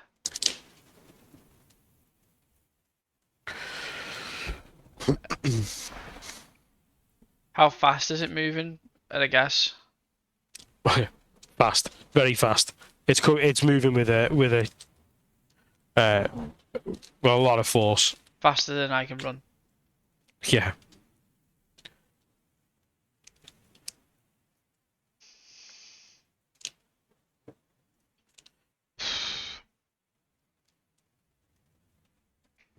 Guys, look down here. What are we gonna do? They're not there. How far do you think it goes until it goes? It either goes into an opening, surely, somewhere. Where? We've never been down there. Would we know anything about that, DM? Like where it ends up, or just anything? Any clue? The No. sea eventually. Yeah. Well, yeah. You would know that it would end up in the dock. The body of water. We don't know how long this flood of water is gonna last.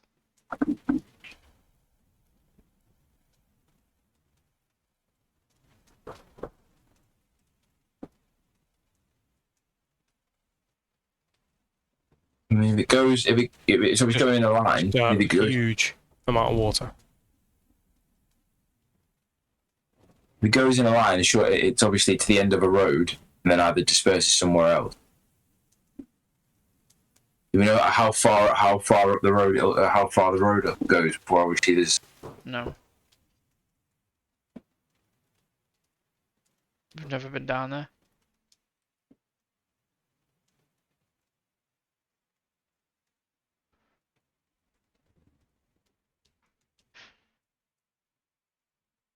How long would it take to like run out the door and have a look? You know what I mean? Longer than 3 minutes. I mean, to get to the docks from here, it would take us much longer than 3 minutes. I meant to see how long the road is. But we already have an idea of how long the road is.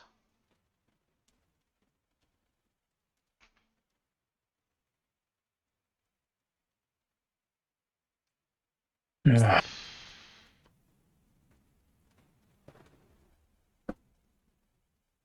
not going to start taking rounds off. Yeah, but 6 minutes, 6 seconds a round. Yeah. Right, can I go out the front door then and make my way up the street just to see if I get to a certain point? Okay, so Negan, you leave Thorin looking down at this body of water. Yeah. You head back up the stairs. You come to the door leading to Orsaba's shop. Yeah. Yep. Similar lock of what was on the previous door that you came through. Latch on the inside, easy to get out, and you walk out into the open road. Okay, at that point, I want everyone to roll initiative. So fresh initiative, please, for Tavis and Isla. Natural 20 plus Nice. 2. Natural 20 plus 3. Oh, fuck off! Oh, ripped We off. We could have saved those natural 20s for what we're about to do rather than fucking initiative. Jesus Christ. Oh, Yeah. Come on, then. I got 11. 15. 13. Negan. So, Negan, Ulfgar, and then Thorin. Okay. So, Negan, you rush out. Give me a quick perception check as you're scanning the streets now. I'm just trying to gauge, obviously, which way water was going to which way I'm going to carry on going up. Yeah. So give me a quick perception check. 16. Okay, 16.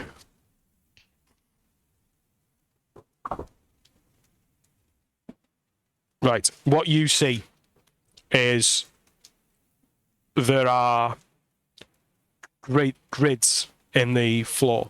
The first one that you walk out into, you can see that there is water almost fountain out of the grid that's in front of you. Yeah. And you can see it pooling.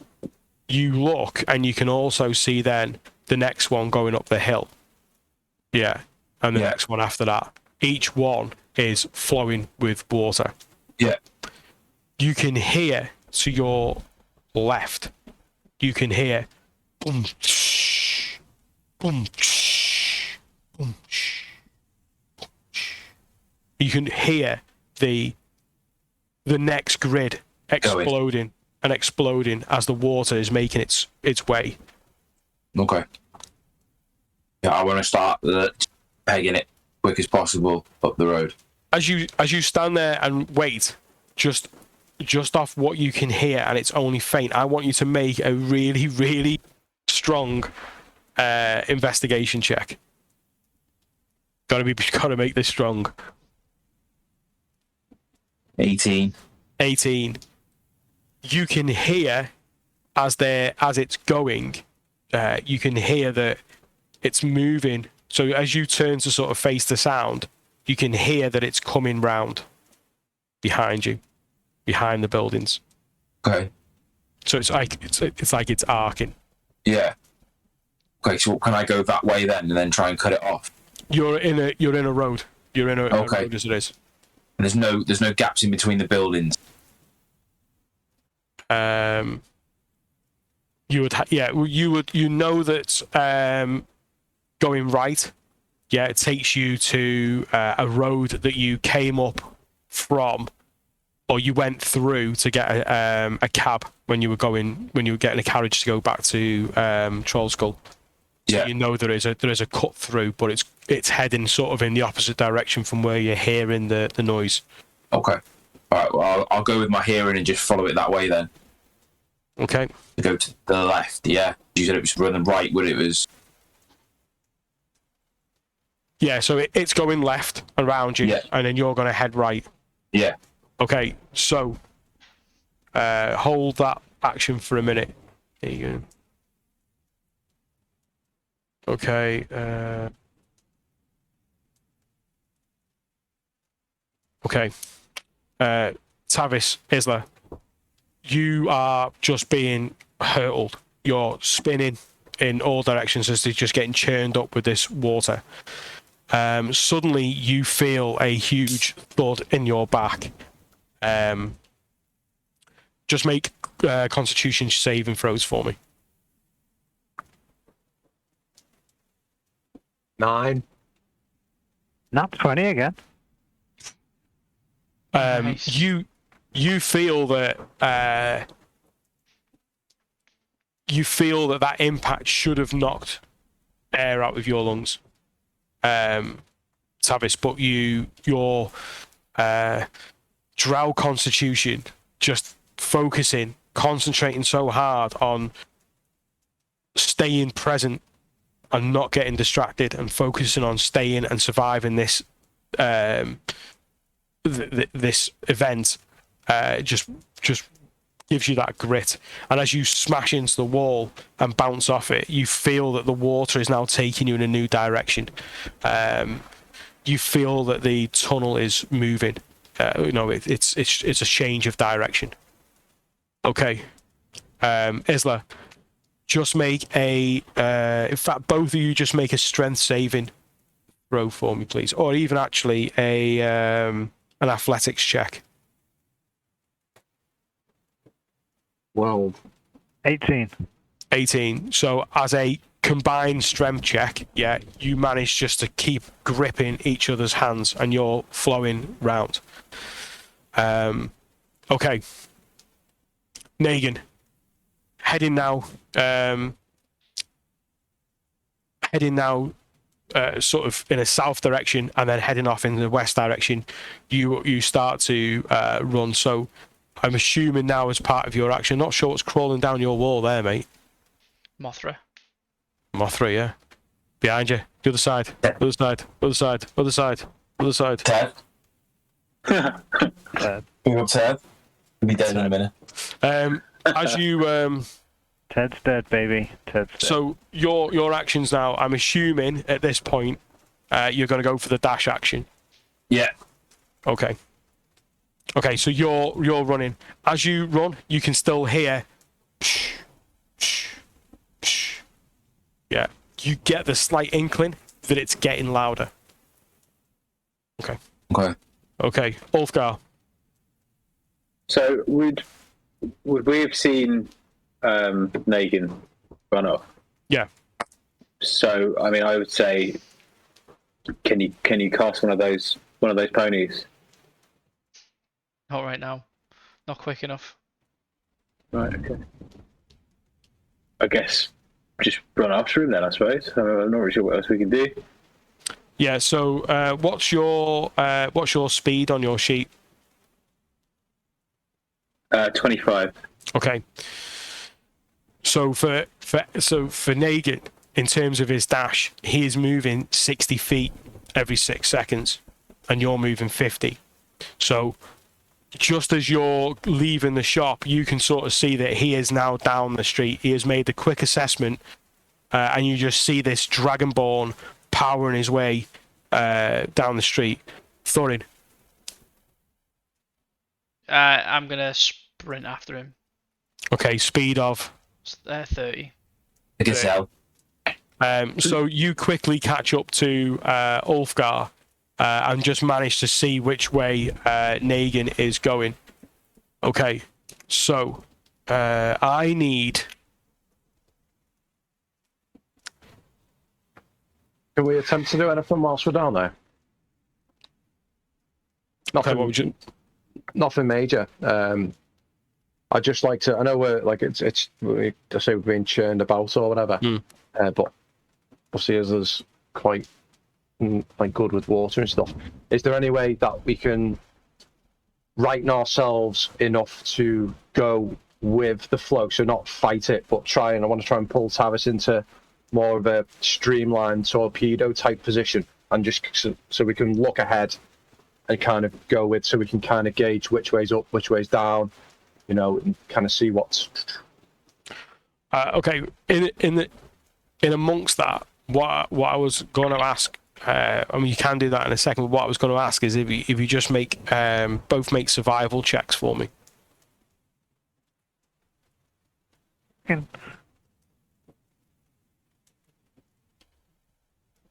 Natural 20 again. Fuck off! What? You're cheating, bruv. Witchcraft. That is unbelievable. Witchcraft. Keyless dice flying. Yeah, 17. keyless is just like, what? Okay, so Perfect. 17. You managed to get churned to the surface of the water, and for that split second, both your heads break free, and you manage to just gulp in as much air as you possibly can at that point.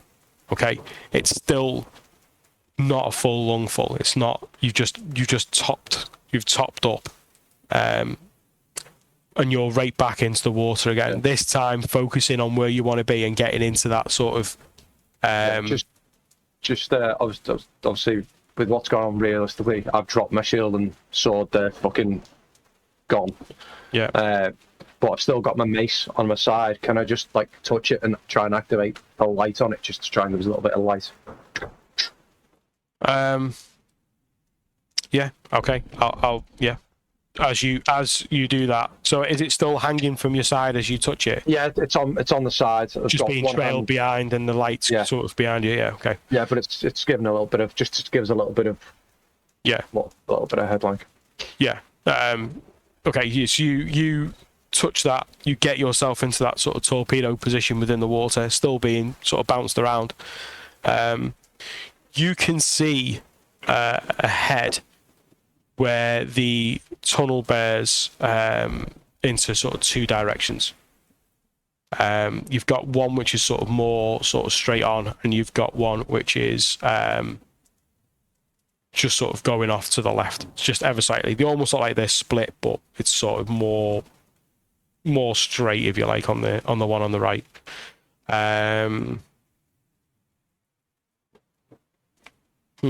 So does it look like the water's splitting evenly? The water's not there yet.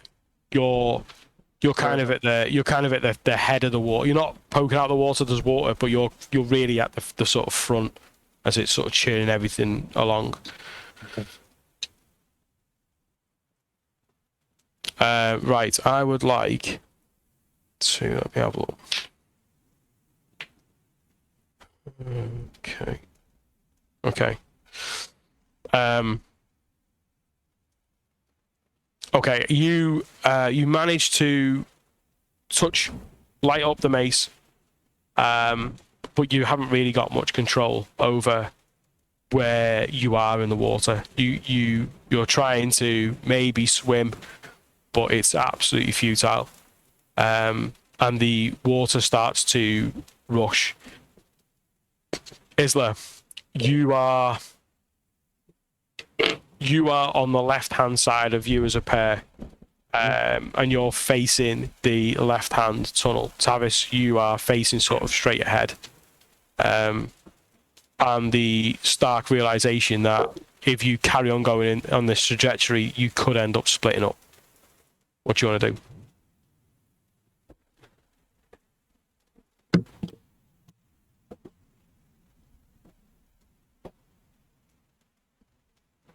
I'm gonna try. It's gonna try this. Gonna try. So I can see to the left of both of us. It's like potentially to the left of both of us a 5-foot cube of water, and make it completely divert and move out of the way, so that the water that we were in will fill the void, and we'll both go in the same direction and both go to the left. Okay, so what are you using to do that? Shape water. Shape water. An area of water that I can see within range fits within a 5-foot cube, and I can manipulate it by changing the flow of the water, or its movement, or its direction. So you just want to basically use that to Create a void and roll into and move out the way. So which way are you heading? Left or right? We'll go left. Okay. Okay. So this is really in a split second, because the amount of water and foam and all that sort of stuff, things that are being churned up, your visibility isn't great. It's not well lit. You have got the light that's coming in from above, in terms of moonlight, but that's about it. You just catch a glimpse of these sort of two arcs. Quick thinking, you manage to just create that void, and as you do, the pair of you sort of barrel roll. It's like you sort of roll on top of Tavis, and the two of you sort of barrel roll into this void.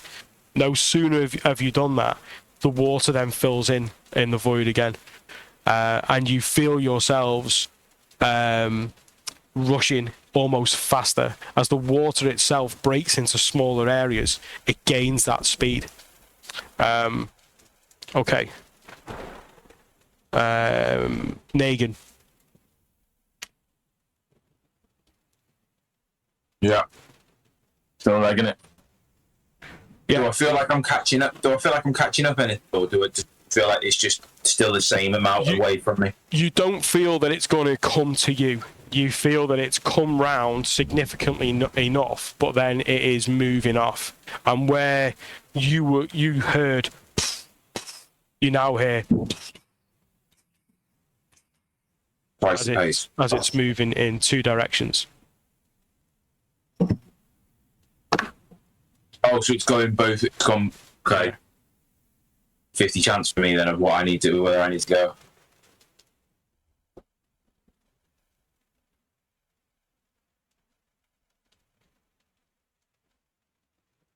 I'll go left.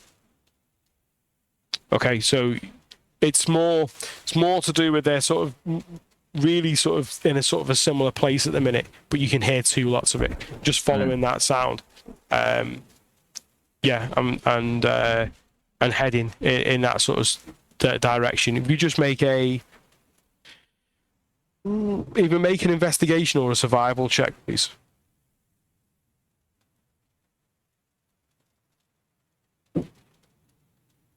What was the first one? Investigation. Investigation or survival. Survival. Dog shit. 4. 4. You you're racing now, and you're heading into a street. As you make your way down, you find that the street is a dead end. Wow. Can I see any like manhole covers or anything? Street. You can, but these ones are smaller, and there's no water coming out of these ones. So if I pull one up, it wouldn't relieve any of the water coming that's going everywhere now. No.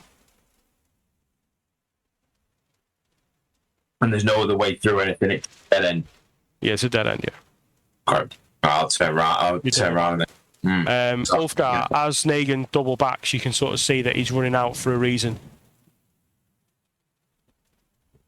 Obviously noticing that, I just sort of turn around and run the other way. I've got a shout on my shoulder, just sort of say, what have you seen? I just like shout, dead end, dead end. Okay, Thorin, you're catching on to this as well. What do you do? No, you're on mute, mate. Sorry, yeah. Have we already passed where it sort of forks? What forks? The sound, where the sound... No, the sound is in the distance ahead of you. Okay. That water's moving a hell of a lot quicker than you are. Yeah. Can I sort of... I don't really know the city very well. Do I know of a different street, a neighbouring street that can get us in that direction?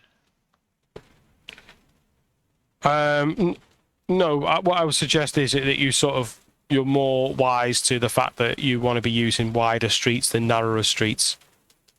I think the lesson learned is that shortcuts are deceiving, if you like. Yeah. Yeah, you don't know where you're going to end up. Just sticking to main sort of routes. Alright,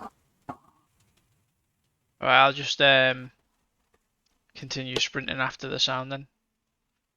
Okay. Along the main road. Okay. Right, Tavis and Isla, just make Constitution saving throws, please. My turn. Natural 20. Whee! How many's that tonight? That's a lot. What was yours, Tavis? 6. 6. Not so good. Okay.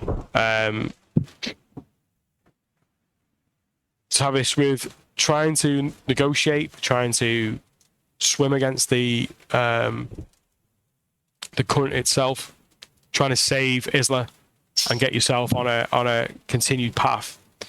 You are rushing through this tunnel. You feel, both of you, the water come crashing to a halt as you hit a dead end in this tunnel. Both of you being pushed against the wall and really hammered as this water fills and then slowly dies. The water now completely encompassing this dead end. You feel yourselves go limp, relaxed at this point, where you're just floating and looking around. You can see that where your backs have struck, you have metal stairs that are built into the rocket, the stonework itself, leading up to a hatch. Seeing this hatch, seeing these stairs, feeling what you've been through, you take 1 level of exhaustion. So that would give you disadvantage. Disadvantage on all ability checks while you're exhausted. Can I climb this ladder towards the hatch and see if it opens? Yeah. So you just letting go now. This area now is actually fairly well illuminated. It's full of all sorts of shite. It's just floating around this sort of greenish tinge of a water, and you just reach up start pulling yourself up the ladder. You get to this hatch and push. Nothing. Push again. No. Just make a strength check. Can I follow? Assist? Yeah. Oh, that's absolutely gutting. I got a natural 20, but then a 16, so 18. Tavish, you want to help? Like, You've got disadvantage. You've got disadvantage on your rolls. if I help, would it give him advantage and make it a straight roll? Or do you want me to roll separate? The first one was the 16, so it wouldn't change anyway. Why did you roll disadvantage then? Didn't you say the exhaustion? No, not you, Tavis. Oh, then I'm still the first one was still 16, so still 18. Wouldn't change anything. Sorry, I thought you said both was that. No. Failed the Constitution saving throw. So No. Do you want me to roll separate? Or if I was...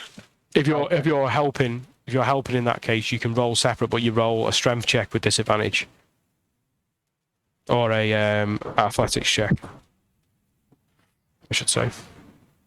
17. 17 with disadvantage. Yep. Yeah, you both heave on it. In fact, Tavish, you managed to actually get a foot on the step to give yourself enough purchase, and with two hands pushing, the two of you pushing, and the lid doesn't budge. Is there a mechanism, like a lock? Is there, or Make an investigation check.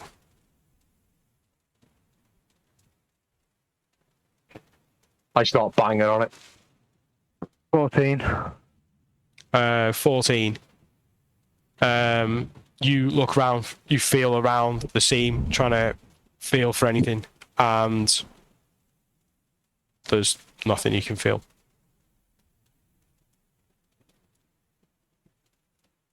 What else can we see around us? Obviously, there's a ladder here. Are there any other?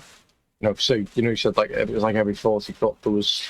In that particular, that was like part of the architecture of the building that you were in. There are all sorts of tunnels, but you know that what you can see at the end of the tunnel, you can sort of see this sort of churning water. So you know that water is continuing to flow. Are we still in the water? Are we still underwater? Yeah. Any grates above? No, just that one that you can see at the end of the ladder. Are we in the same bit of water then? So it's flowing beneath us, but it's settled up and it's pushed us against the thing. You're just now in a dead end tunnel, Yeah. which is an access point into the sewer. It's now completely filled with water. You can still see the water itself disturbed at the other end, where the water's still rushing. So you're now in a calm part. It's just a straight, I'd say 50-foot tunnel, dead end. And then set of steps are blocked. How big is our calm bit that goes up with the steps? The space that you're in. Yeah. Yeah. So the dimensions are the same. So it's Right. 20-foot diameter tunnel that you're in. Right. Yeah. It's 50-foot long. Yeah. It's full of water. One set of ladders at the end, so it's just a brick circle at the end with the steps going up, and then the. Can I place one hand on the hinges, one hand on the opposite side of where the hinges are, and just kind of like, even though it's a vocal one, just like mutter it, like quite, like you would underwater, you can speak underwater, and try and cast Thunderwave and see if it can just blast this fucking thing off. Yeah, I would say with disadvantage though. Is it a what is it? Could be vocal and symbol.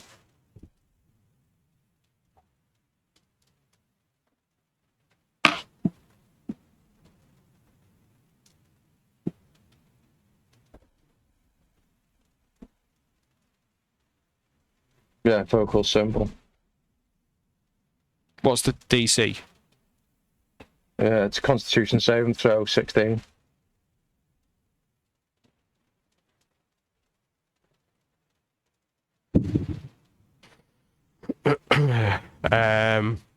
I would like both of you to make Constitution saving throws.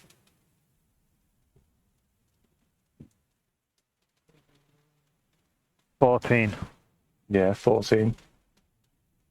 Right. Okay.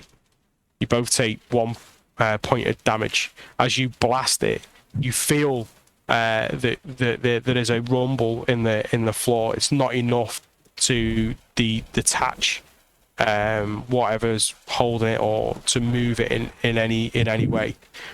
The force of that blast sends you both away from the roof of the tunnel, taking that point of damage. Okay. That will have been loud, by the way. Muffled by the water as well.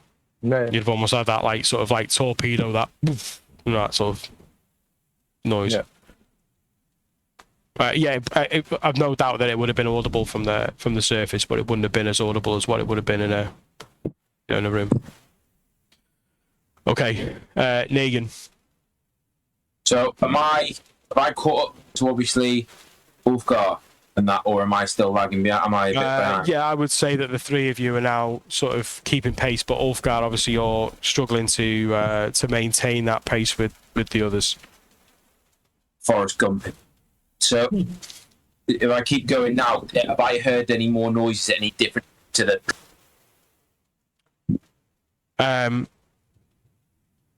You now hear that it's just the one, and it's sort of heading in a westerly direction. Okay. And up the road, can I see? Is it still just straight? Is there loads in front of me, or do I know it's coming to another end and I've got to turn? Or can I see that there's going to be a turn in at some point, or does it just look like I'm going? Let me just get my map. Bear with me. I got.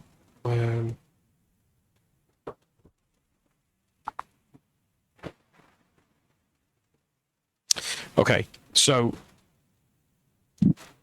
you walk out into a wide street. This one's like one of the main thoroughfares that goes through Waterdeep.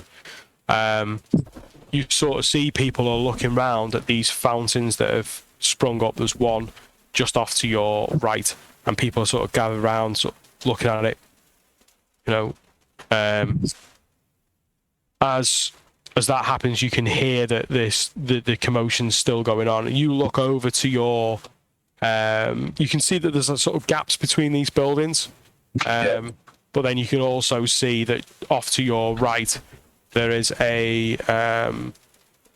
another wide street heading in that direction that you're going down. Again, I can't see any sort of like manhole covers in the middle or anything up to it. No. I just keep heading the way I'm going then, I think. So you're going to go through the buildings? Yeah. Okay.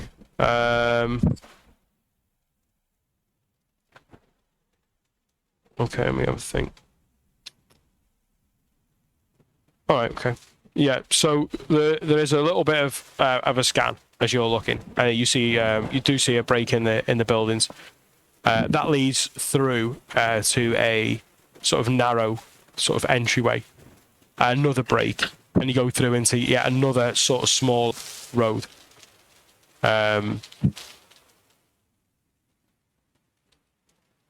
Doing a bit of free running at the same time, like to kick it. Yeah, dodging that wild pack of dogs that keep showing up from nowhere. Vaulting over a couple of crates and barrels and things like that that's left out.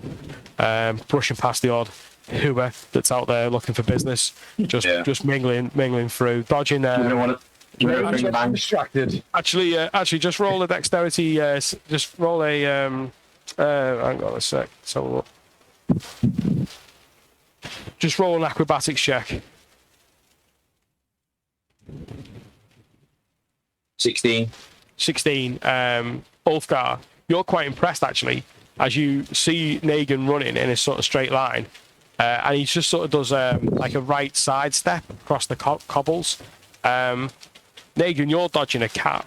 You don't like cats that much, but you sort of dodge that cat just as a piss pot gets emptied from the floor above, just splashing out across the floor, and you make your way into this alleyway.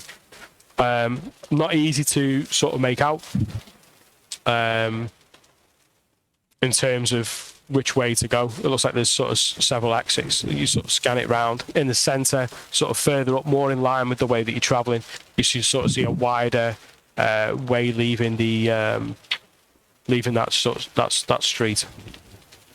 Yeah. I'll just head that way at this point. I'm just going with a gut feeling more than anything. Okay. So obviously, with the length of the distance that you've covered is actually a few turns at this point, just to sort of keep going. As you sort of edge and turn into this road, you can sort of see that it opens out into like a small sort of square. There's quite tall, towering buildings in amongst this sort of architecture, and you come to a stop, and you see that's before you some individuals with a gruff demeanour. Thorin, you're close to Negan as he runs around the corner. Ulfgar, you sort of catch up a little bit late, and you sort of see before you 3 individuals, and they're sort of blocking your road. What? So they're just like sort of in a 3 line. They're like walking down towards you, but then as you sort of see them sort of puff out their chest a little bit when you turn around the corner, and the one in the centre says, "Oh well, what have we here? A dragonborn? Never killed one of them before." I don't think you will. I need to get past though, so you want to move out of my way. He says, "You want to get past, then you have to get past this." And he draws out his scimitar, and the other 2 that are by him, they draw theirs as well. So I look at all 3 of them and go, "That's cute. I really need to get past right now. So how about you move, get elsewhere?" I don't think so. And he sort of eyes your friends arriving. I sort of take a glimpse over my shoulder and see obviously them coming behind me. But as I do it, I'm just putting my hand in between my jacket, pull out one of my axes and pull the other one out and say, "Go on. Don't make me do this." So with that, he charges up to you, and he takes a slash with his scimitar. And that is going to be a 23 to hit. Hit. Okay. And with that, you take 7 points of damage, slashing damage. Okay. Yeah. So with that, Negan, what'd you do? I attack with my first axe. Okay, roll for the attack. Oh, this feels so fucking good. That's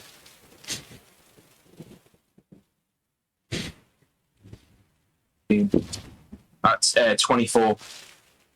Yeah, 24 definitely hits. What?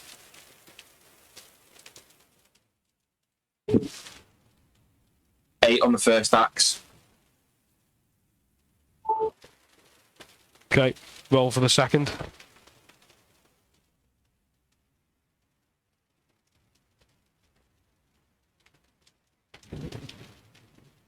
$24. How much, sorry? 24. 24 points. No, 24 as in 24, yeah, sorry, 24 hits, yeah. What was Yeah. the first points?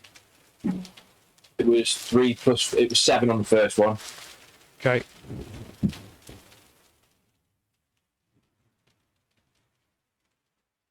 Okay, and the second one? 10. Okay. Yeah, you take 2 swipes, 1 and 2. And you see that he's quite skillful. He gives a bit of a parry with one scimitar and then brings it down to swipe down the other. However, you are deft with the axes, and you manage just to catch one arm and then the other, just giving him a nick on one and a nick on the other. With that, he sort of raises his eyebrow. Oh yeah, I'm going to enjoy this. And then the other 2 sort of step forward as Ulfgar and Thorin are now standing alongside you. Ulfgar.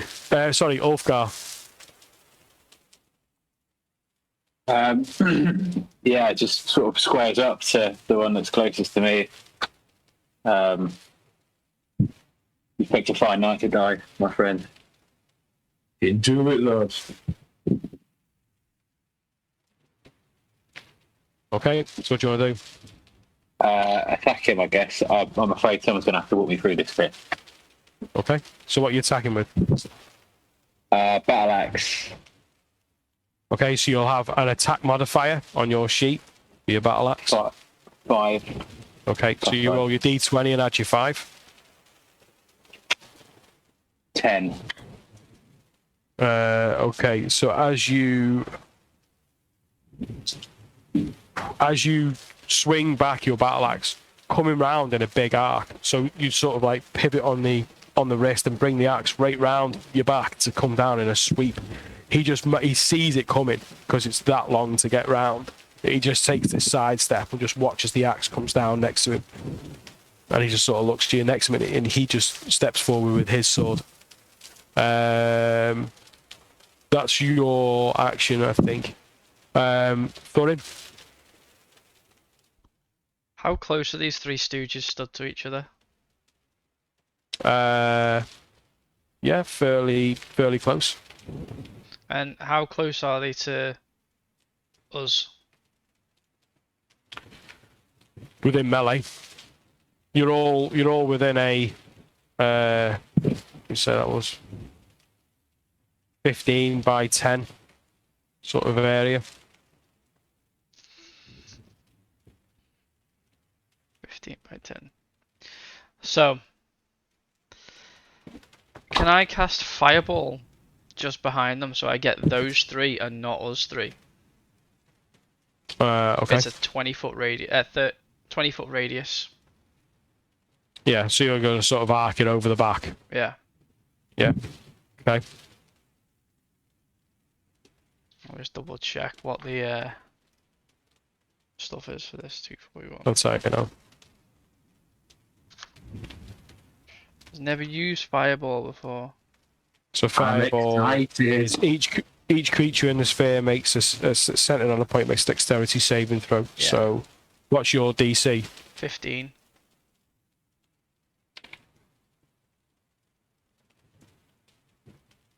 Okay.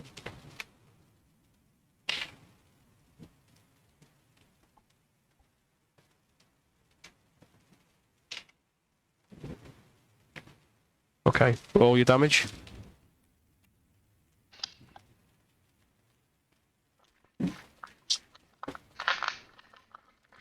What is it? 3rd level? Is it 8d6? It's only when you cast it at 4th level or higher, the damage increases. But it's still 8d6. Yeah. Okay.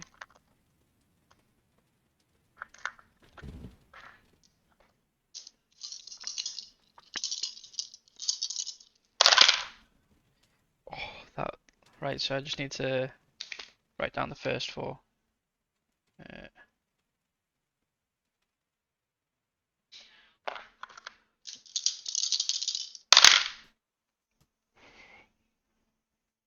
uh, 38. Oh, come on. Okay.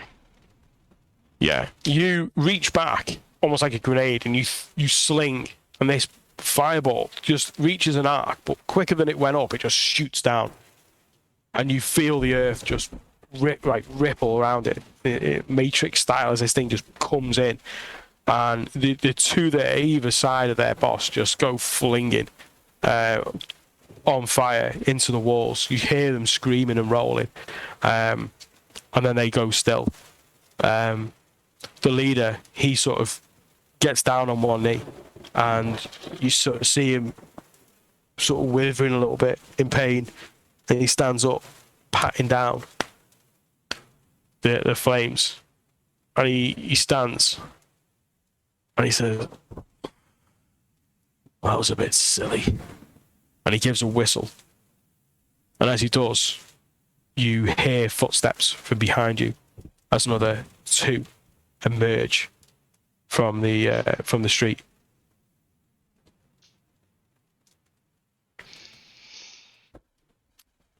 Okay. Okay. Right. Guys in the sewer. Fuck them. Fuck those guys. Imagine if that was it. And that's funny. Wow. I was a fucking Freddy Krueger them. Oof. Can I try and make my way back up to the top of the rung of ladders where there was the manhole thingy? Yeah. Try something. Can I cast Mage Hand above and try and open it from the top? I'd say, can I follow him up as well? And just try and push on it. But as I do, I want to cast light on the outside, like on the whole door, and try and light it up like a fucking Christmas tree. Okay. Like, my image is lost on the hatch. Yeah. Okay. Beacon. Yeah. So bearing in mind now that this is actually nighttime anyway. Yeah. Okay. So your mace has now gone out. Is that right? Yeah, I mean, it's on the side anyway, and it's not like used. Yeah, but what I'm saying is you only have one at one time. Is that right? No, because it can cast light. I could cast light on Negan and use my mace for myself. Oh, Yeah, okay. It's not light okay. on the mace. The mace has a feature it, which is like Sorry. Yeah, it does. Yeah, it's Lightbringer. Lightbringer. Yeah. Right. Okay. So let's deal with one at a time. So Mage Hand. Just gonna grab a quick drink, but I can still hear and talk.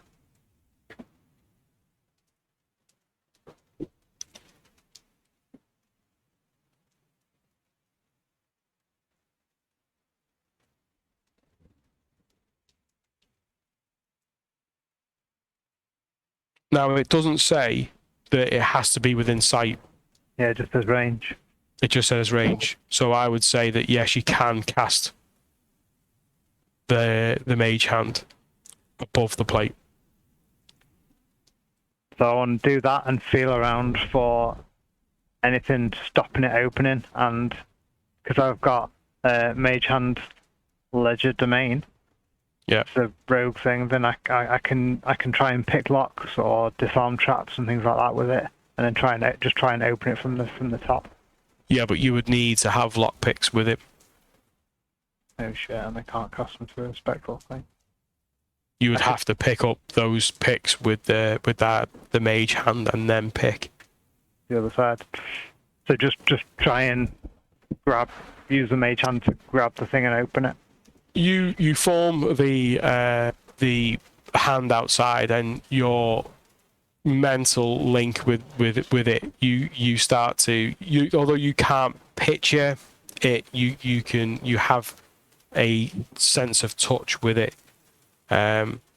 Knowing that down is down, you bring the hand down onto the cold steel of the lid over the over your head. You feel the hand moving around, and you can feel what does feel like locks like a series of locks. And as you make your way around, you can feel that there are 3 of them. Three locks on top. Can I just ask if we were could we see this hand if we were in range? See that happening? Yeah, it's not it's not like a trans. It's not clear or anything, is it? It's. I'm not sure how it works with I can make it invisible or not. So is it invisible or not? I wouldn't. No, I'm trying to get some attention to her, so I wouldn't make it. Yeah. Cooey. Hi everybody. Maybe. Yeah. So if anything, it's really bright. You get the feeling that this thing is fairly well locked. Isla, you touch the surface of the material, and as you do, you cast a large cone of light off the plate, and as that happens simultaneously, the tunnel that you're in is also cast with light. As it's made of the same material, it casts from both sides. So you've now got light coming in and light going out from this plate. Can I ask a question about the plate though? Is it something special that it would have 3 locks, or is that just a normal thing for a normal? Certain what you've worked out is that in certain districts, certain things are different. So it's almost like how councils do things differently. Yeah, you're moving in between wards at this point. Yeah.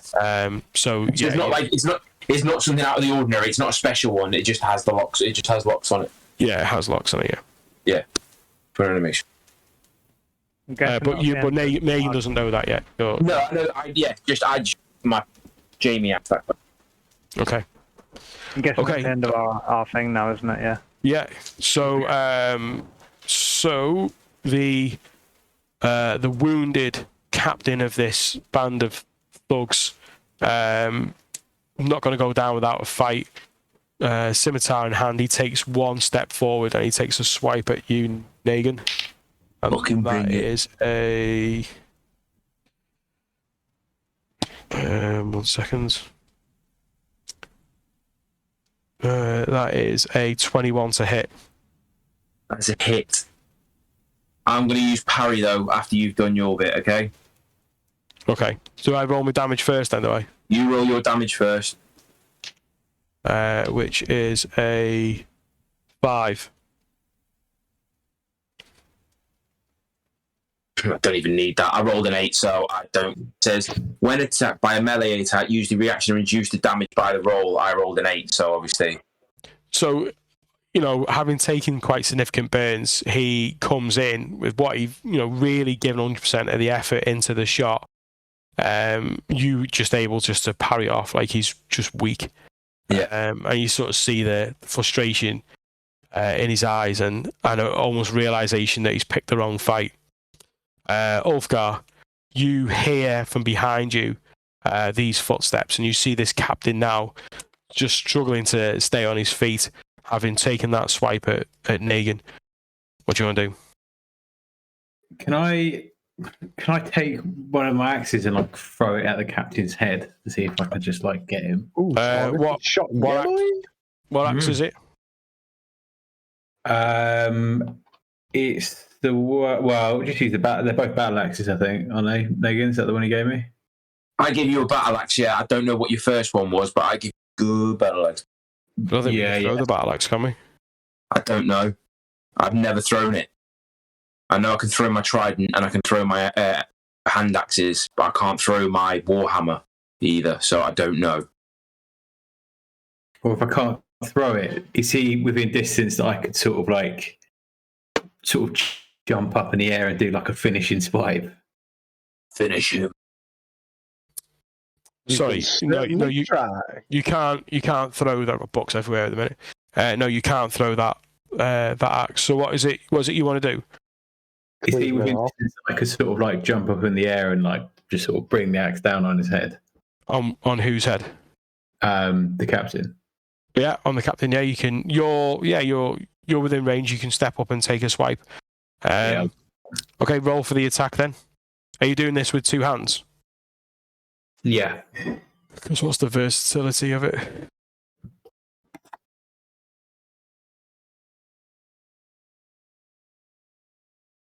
19. 19 to hit. So that's your D20 plus your attack modifier.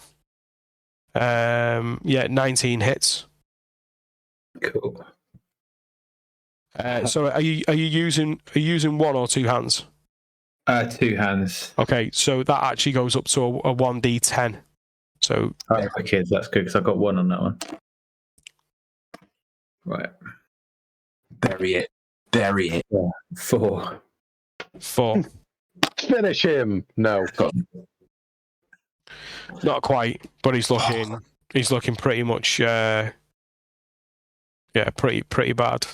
So Thorin, you've got this this captain now that's really breathing deep and quite bloodied and burnt in front of Negan and Ulfgar off to your right, and then you've also got 15 feet behind you where you came through the alleyway, another two that you see as you turn around, look over your shoulder.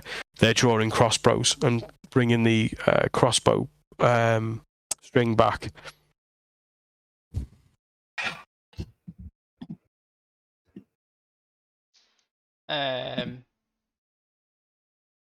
I would like to just Eldritch Blast him in front of me The captain. with both beams.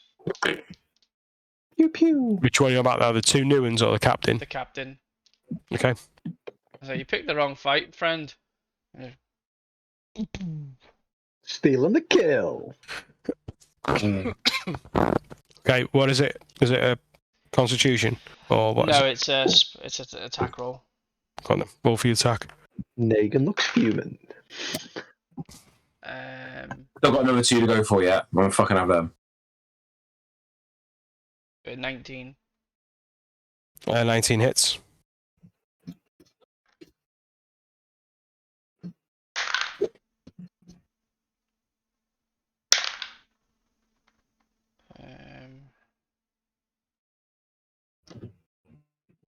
So it's 12 plus.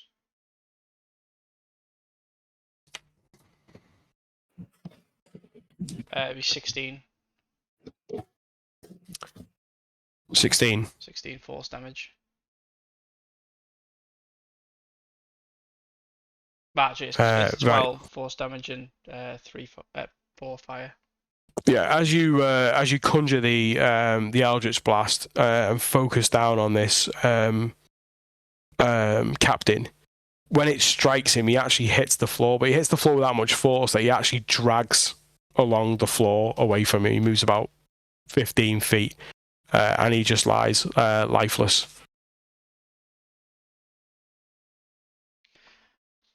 And I just look around to the other two. Leave while you still can, guys. I sort of say, I think they should stay. Yeah, I'd love him to stay. That's the end of my turn. Okay. Okay. So one looks at his employer, his master, on the floor, and he pulls up the crossbow and he shoots at you, Thorin, in an act of revenge. Yep. And that is an 8 to hit. Misses. And with that, he looks over at his friend and hurriedly tries to get a arrow in. His friend, more focused on Negan, seeing this dragonborn in front of him, pulls up the crossbow. And he rolls even worse. As he fires it off, you just literally just move your head to one side as the arrow just whizzes past. Must give it a look. It went back. Okay. Right. Thorin, Isla, I'd like you to make Constitution saving throws, please. Not good. 4. 12. Dear. 4. Okay, Tavis, you take another point of exhaustion. So you have disability on your advantage checks, and now your speed is halved. Right. Um,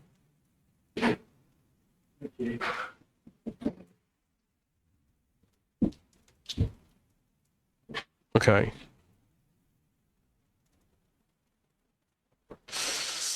Okay.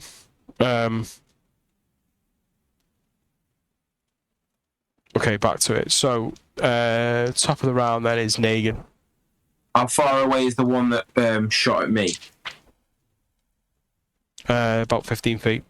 Okay, yeah. I sort of run up to him with both my axes out and let it rain. All right. You take a charge at him, and then you take 2 swipes. So whoosh. 21. 21 hits. Just. Oh, fucking love it. Fucking love it. 11. 11. You pull back your axe, and you really focus, and you go in the side of the neck, and you cleave in so far that you have to retrieve the axe with the foot on his chest. Yeah, from the center, as he just slumps down dead. And then I want to do a little spin. Yeah. And then I see the other one, and I'm going to throw my second axe at him. Okay. Make your attack. I forgot how much of a machine he is. It's a fucking natural 20 as well. Oh, mate. Kiss me nuts. Kiss me nuts. 28. Oh my god. Right. Oh shit, Negan's on fucking fire. That is 9. This has been 9. pent up. Yeah, It you feels throw good. the axe, and it's like a sideways throw. It's sort of like a boomerang, and it just catches him in the chest and pins him against the wall. You sort of see him as he's breathing deep.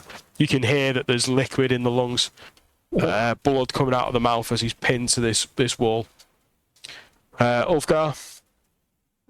Steal the kill. Go on, Ulfgar. Get it, man. Get it. Yeah, I'm just going to take my other axe out, and he's melee distance, right? No, you can charge up to him though. I'll charge up to him with. Did we say last time you can use Ulfgar can use the 2 axes together? No, we're trying to find that out, weren't we? Yeah, I I'll think, just use one. I'll just use one if it's easier. to be fair, the damage that you do by holding the same axe with 2 hands is greater. If you hold it with one, it's 8, 1d8, and if you hold it with 2 hands, it's 1d10. All right, wicked. So roll your attack first, and your attack. 15. Yep, 15 hits. He's about to lose his virginity, boys. Get it. Get it deep. 6. 6. Where the axe is in the chest, you come along and just, you're like the dwarf height, keeping the axe on this sort of horizontal plane, pull the axe round, and you don't stop until you feel brick. You're just taking it straight through the gut, Gut. pulling it out. Oh, intestine. He slumps, but he slumps in 2 halves on the floor. Oh, beautiful. Oh, it just feels so nice. Corpses everywhere. Okay, the 2 in the water now are really, really feeling it. Can they see the light from the manhole cover? Can who see the light? Our mates. Not just yet. Let me just have a quick check. We're busy killing things. Okay. And then we're gonna loot Okay, them. yeah.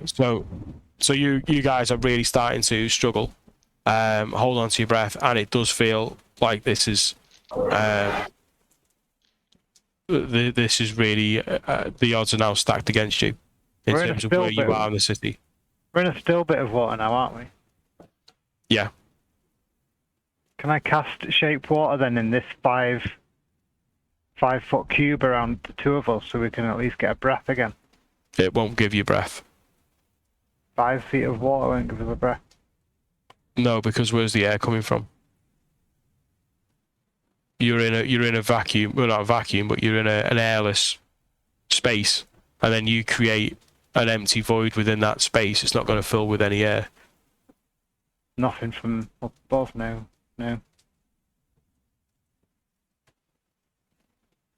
Okay, so Negan, Ulfgar, Thorin. I'm just going to have to ask Ulfgar, can he just retrieve my axe out of half of the bit and the other guy that he just chopped up into two? Yeah, absolutely. My pleasure. All right, grab that, and then I'm just going to start heading in the way we were going before. Obviously, we got interrupted, but if Okay, right. Yeah, can we? Right, okay. I want all of you to roll a perception check. Has he still got the mage hand up? Tavis? Yeah, didn't drop it. Yeah, so yeah. 15. But the 11. beam of light would be. 13. We're at 12. Okay. Ulfgar. 15. Yeah, the sound that you heard, the water and the popping of the water, that's gone now. You can't hear that anymore. You burst out from this area into this open square. And this is quite a large square itself. A few things shock you in this square itself, because what you can see is that there are sort of 3- and 4-story buildings, all sort of sort of leaning against each other, leaning out over the square itself. This sort of cobbled street, and on the far side, you can see a knight in armor plate towering above the street, towering above all the buildings. In fact, the buildings, these 4-story buildings, only come up to waist height, and he's standing with his shield out, and he has his hand on the pommel of his sword. It's just standing there in the street. And what you've come to realise is the town is dotted with all sorts of giant forms in one way or another. It's part of an ancient arcane battle where these were just frozen in time, and this street has been built up and formed around it. You can see that there is few people walking through this, quite a busy area, and you can see that that there is distinctly 2 groups of people gathered in this square, in 2 areas. And in the closest area where the people are gathered, sort of looking at the floor, you see a shaft of light, bright light, from the floor beaming into the sky. Okay. I'll just shout for the lads and run over to the crowd by the shaft of light. Just say, guys, I think you need to come have a look at this. These people are gathered, just sort of looking at why and how this light is coming from this steel plate, but more so this spectral hand, which is almost like the Thing out of the Addams Family, just sort of like moving around aimlessly trying to find something on the floor. So have we walked over to it now? You tell me what you're doing. Yeah. So if we walk over to it and start moving people out, let's start moving the people that are obviously looking out the way. Is it proper bright now? Is it obviously all around? Obviously see. Yeah, as you get up close, you can see that there's just this shaft of light. There's a spectral hand as you start to move people out the way, and you see that there's a steel plate on the floor. Is there loads of puddle? Is like a puddle of water, or is it sort of clear out? It's obviously the top. Yeah, you can see that there is water around it. Yeah, on the cobble. And then obviously, I'm guessing I've identified that there's locks there now. Yeah, Yeah. from what you can see. Sorry, what are you doing? Yeah, I'm rushing over to where the light is. Okay. Can I just sort of ask, like, all the people that are standing nearby that we try to push away? Does anyone know who would have the key to this? If anyone knows, can you let us know now? Everyone sort of looks at you as a dragonborn, a little bit wary, and people just start to edge away. You hear one man say, "Don't know. We heard a big bang, and then we seen a shaft of light, and then there's a hand." What do the locks look like? Dick. They're sort of like they are a complete lock. I wouldn't say. I'd say it was like a padlock type looking lock. It wasn't like a key, an actual built-in lock. I wedge my crowbar underneath it. Yeah, can I get mine out as well? Okay. I want you to. So what does the crowbar? Is there anything for the crowbar in terms of? On mine, I get +2 on my strength. All right. Okay. So +2. So both of you make strength checks.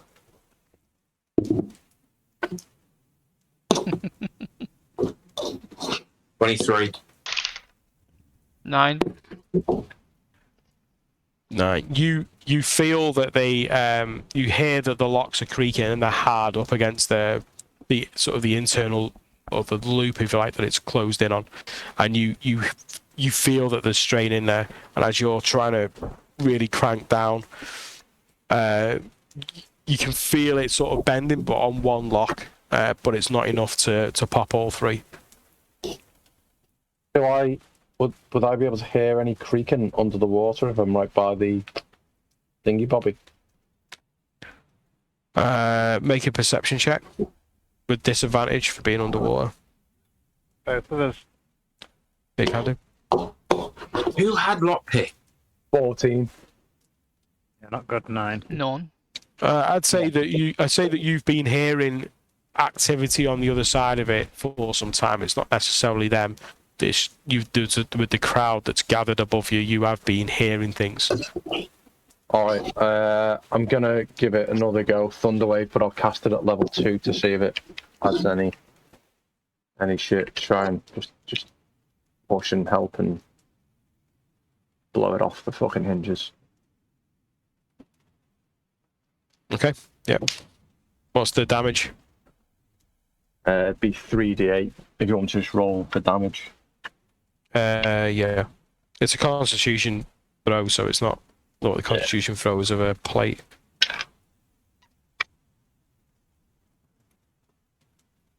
$16. 16.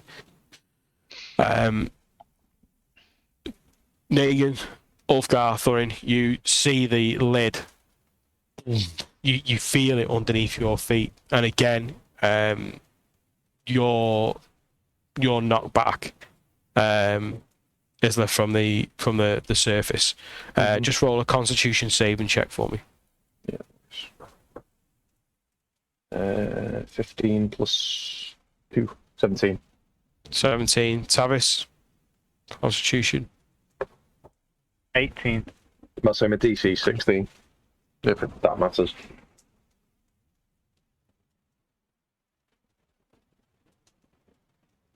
Okay.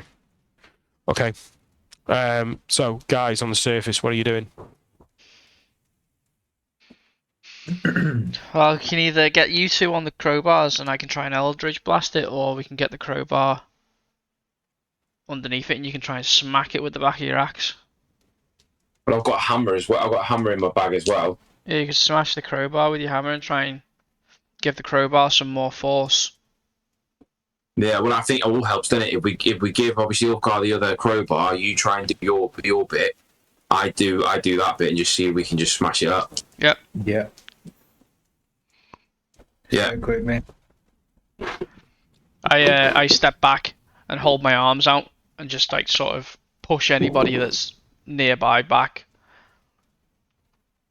And then as those two start to force and I see Negan start to swing, I'll do my 2 Eldritch Blast beams at So the this lock. is going on one lock. Yeah. Right. So what are you doing with the crowbar? You're just trying to prise it up. I'm going to try and hammer it in so it goes further in, then pry it down. Right. Okay. Just make a just.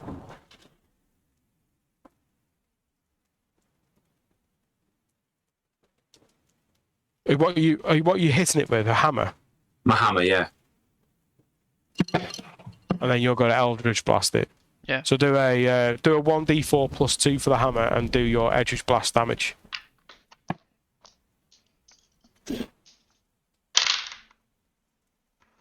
Seven. Oh.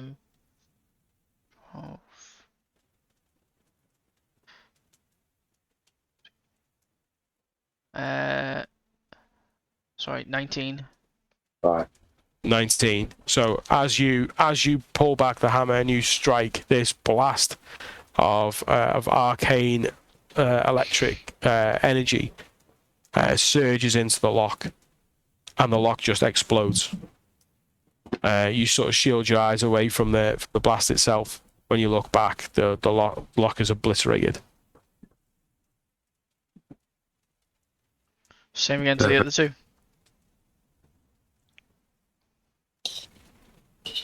Yeah. So do the same to the other two. Yep. Okay, right now you two are starting to feel really rough. Where's the right? If you roll for your damage on the next one, while I just work this out. Yeah, 14 for me. 6.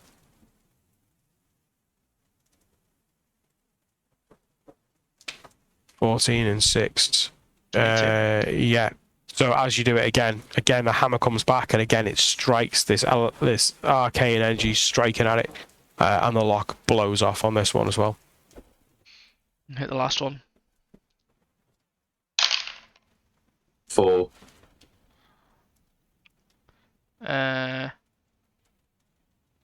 14. 14. Okay. You again you strike, bang, obliterates the lock.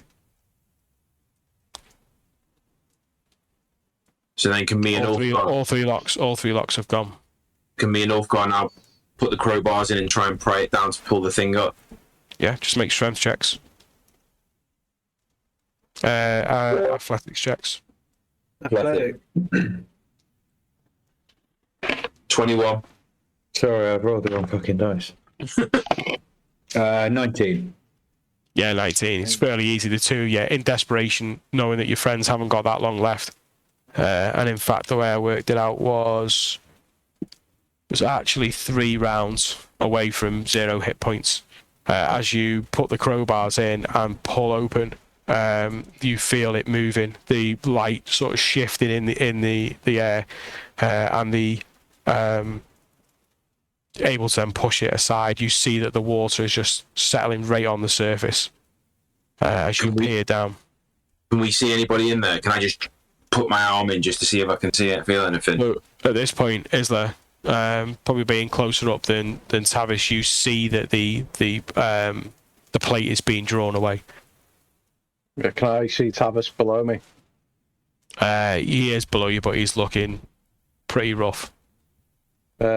I'm just going to swim down, going to grab him by the scruff of the neck, and then I'm going to drag him up and try and like get him up past me and push him up past my head and try and get him out first. Okay. Put my arms in the water though. Okay, yeah. Between yous, it's not a problem. Tavish, you feel the surge of rushing out, and then you're yanked free by Negan. The cool night air strikes you, and you start to cough up water. Pulling my hood back over my face. Yeah, I follow him. I follow him out the water. I don't have him in as bad shape as he is. You're feeling it. Yeah. Yeah. You were pretty close to unconscious, so Yeah, you are feeling it. Yeah, just get out all four, just gasping in, breathing in air. Yeah, you sort of get out, start coughing up a bit of water, and you slowly come to the realization of who should pulled you out of the water. Yeah, I don't after, I don't know, maybe 20, 30 seconds, I don't say anything. I just kind of stand up, kind of look around, and just kind of like embrace Negan. Yeah, I'm just thank you, and hold him and say what the fuck happened there. You know, I'm going to ask you the same thing, but I Look think I'll over give at you a minute to Ulfgar and go catch your breath. charming.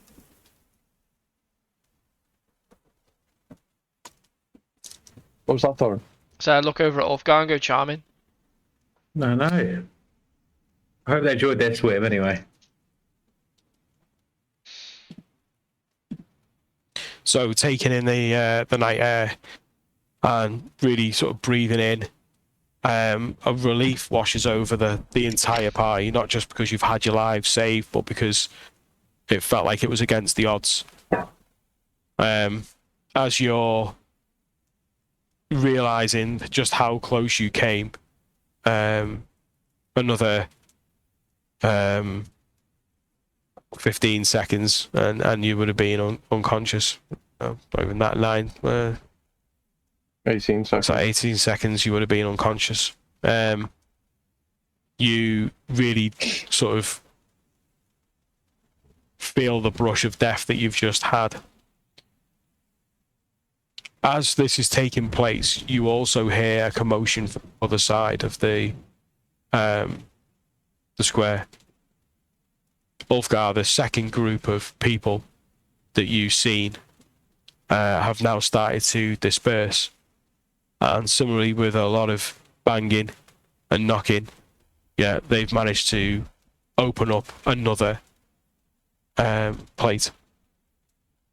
You start to see people moving away. And from the hole comes a figure. Wet, clearly. Hood hanging over. And you see a female form. She's on her knees and on her elbows, and she's coughing up water. Do I see this? How far away? It slowly catches all of your attention. You hear the coughing, and you hear a lot of people, a lot of commotion in that area. That's it. It's That's the red viper. probably about 40 feet away. Yeah. I just say, Straight to the guys. let's get her. Negan, get her. Okay. I start making my way that way anyway. Yeah, I won't go over straight away. Yeah, go. What sort of state is she in? Just from Rough. She look like she's got much fight in her, resistance wise. Hard to tell. Okay. I'm gonna cast Hold Person from here. She sort of staggers to her feet. So as I see her standing up, and I don't know whether Thorin's had time to do anything, I will also cast command and just say halt. Yeah, so she slowly sort of comes to her feet, and with that, she stops rigid. And at this, people just sort of see that she's breathing and their eyes are moving. But she's just held in place, and they all start to disperse, leaving her standing wet in front of this manhole, looking in your direction. We need to get all of us off the street. Yeah. Agreed. How far away are we from our place? Currently, you're Before any of that, can I give her a pat down, take any weapons, rings, anything that I Crown. would, anything that I would deem as an offensive weapon and or possible magical item. I just want to literally leave her with her clothes. so yeah, there is rope. 50-50. There's rope. You rifle through. You find things like lockpicks. You find a healing potion. You take the rapier and belt away from her. I put the rapier in my bag because I've lost mine, so I've now got that one. Dink. You open up one of the pouches and you pull out what feels like velvet, like black velvet cloth. As you sort of hold it, it's a circle of black velvet cloth. Don't unwrap it. Yeah, I passed the lockpicks, the healing potion to Tavis. I take a little sneak peek in the bag. That's what you've pulled out. You've pulled out lockpicks, the healing potion. The black So velvet. there's 6 gold that she's got in her purse and this circular black cloth. I'll take off my cloak, quickly use prestidigitation to dry it, and then I'll wrap it round her and just put my arm around her and just sort of coax her to wherever we're going. Make it look like we're sort of just trying to help her. She can't move, can she? With the hold person. I don't think she can move willingly. I'm not sure if I can move her. She's Quick question, paralysed what for was the it? duration of her turn. Target was Choose to drop it, could you? I could drop it, but then we don't know what's going to happen. She's No, on Isla's command. Yeah, but She might be. It's not like a control person. But she's just paralysed. Yeah. Question about the lockpicks. If you have the lockpicks, do you then become like proficient in it, or is it just a roll of the dice anyway? You can use them, but if you are proficient, then you get to add your proficiency bonus to it. So if your proficiency bonus was 2, you would roll your d20 plus your 2 against the. So anyone could use them. Anyone can use them, so it's not as if you. Yeah. Bless you. I'll give them to somebody else later because I already have these tools. I just wanted to ask that question. But if you fail with them, you can break them. That's the thing. They can Oh, okay. be a bit of a consumable item as well. Can I Yeah. just cut off a little bit of rope and use a super sailor knot just to tie her arms in front of her, but underneath the cloak so no one can see that she's got hands tied. I'll do like one way you tie it round her waist and then the hands to the waist so there's no movement any which way. Negan can carry her. If I can say, if we get her under 2 people's shoulders, then we can pick her up and carry her, but we'll look like we're helping her, but she can be paralysed and still move. Yeah, people are starting to ask questions now, and you can hear like one sort of older fella saying, "Hey, what are you doing with that? What are you doing with her?" You know, Mind your own business. starting to. Hey, it's a bit like that. It's for that old man. People are starting to. This is a wide area as well. You know what I mean? It's quite a.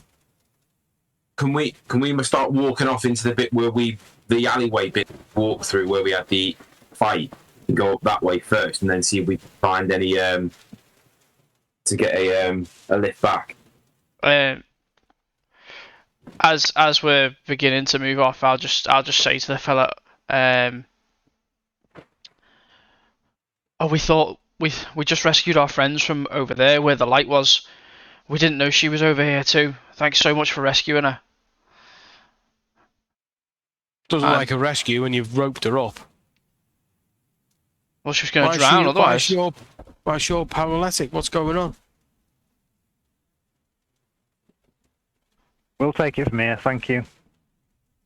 I'm not going to tell you again. Mind your business. No, I think I should report this to City Watch. I think I should put my axe through your head. Right. Start moving her back. Alright, let's get going. So I thought. Yeah, you find there's all sorts of alleys that are leading off this, not necessarily the one you came from. You just dart into the nearest alley. Yeah. As you look, you can obviously see the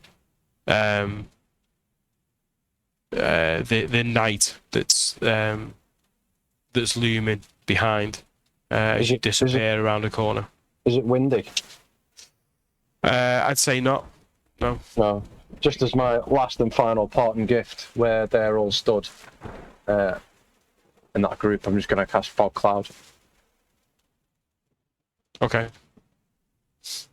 Yeah. Simple enough. You just obscure the view. As we're making our way away as well, I'll cast Shape Water on me and Isla and dry us off, and she can stay wet, so to speak. Okay. Meow. So yeah, you duck out the way, obscure the view, and dry off as you're moving. Let's just get back to the tavern. You're heading back to the tavern. Yeah. Okay. And you're taking her with you, yeah? Yeah. Yeah. Yeah. Yeah, okay. You spend some time getting hold of a cab. It doesn't look ideal dragging this person into a cab. Have you got the cloak on? Did you put a cloak over? I thought. Put a cloak over her, yeah. Yeah, but just I just say let's just pretend she's a bit drunk, and we're just taking her back. Just make a performance check. Yeah, we won't get the cab right back to the street. We'll get it to like the end of the street. Can anyone assist with the performance check? Who else has got her? All Scott knows all about. I got 13, so it's not like I terrible. can It's help. just if anyone else was helping out with the. Yeah, Okay. I mean, this is now the wee hours of the morning, so it's I was 16. the driver at this time has pretty much seen everything there is to see. He's seen all manner of people leaving the tavern, so yeah, it's pretty easy to pull that off. Spend sort of the next sort of 10-15 minutes making your way through the city. You come to the main thoroughfare, which leads on to, or which you get to Troll Skull Alley, and you pay. It's 8 coppers. Just give him a silver. Yeah. I'll give him another gold and say, be best for all of us if you forgot about this fair. That kind of makes him more suspicious at the thought of that. But again, seeing the gold, he says, "I was happy with the shard, but I'm more happy with the gold." And he whips the horse into shape, and away they go. 2-minute walk, and you're at the door of Trollskull Manor. Open it up and walk through. Yeah, it's as you left it. It's cold. It's cold as in there's no light in there or anything. I go and start fire. Yeah, fire roaring. Good to be home. It's been a long day, and you drag in the Red Viper. What do we do with her? No, Daryl, give it away. We knew. We need to keep her tied up. We need to keep her watch. We need to keep her alive.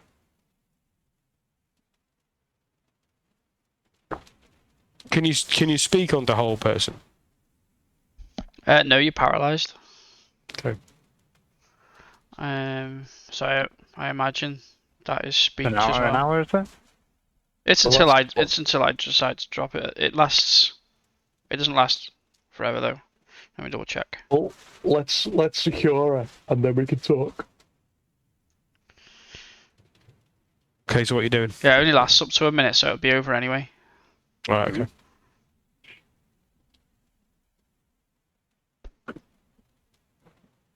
Yeah, let's just get her secured, and then we can talk to her. You see now that her hair is like sort of a mousy brown, and you see that as it's drying, it's starting to come around from the hood, having coming free from the whatever was bounding it behind her head. You see it's all sort of curly and wavy. As you sit her down in the chair and start to secure and bind her to it. Can I pull her hood down and see who she is? You pull her hood down, but she's just got this sort of mask just across her eyes. I'll take that off too. Just roll a perception check.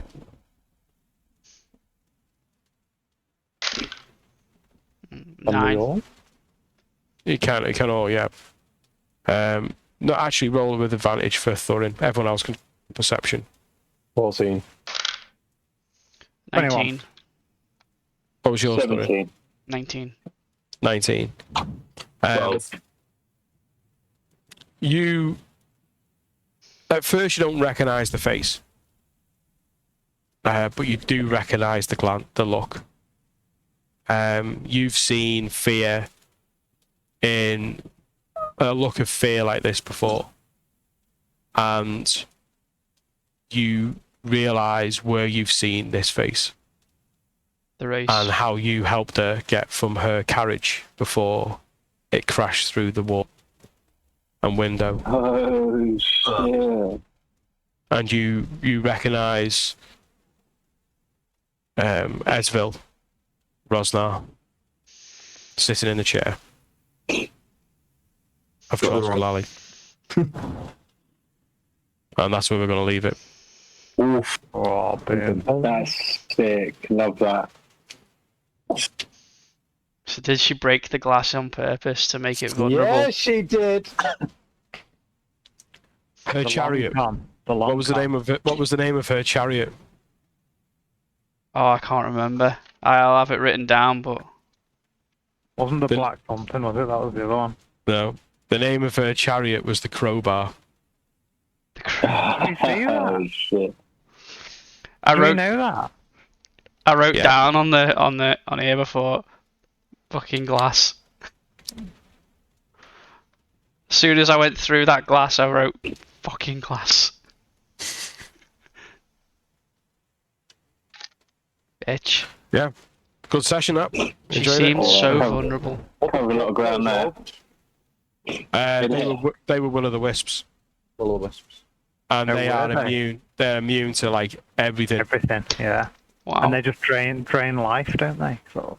They can, and Aren't they normally bound to something?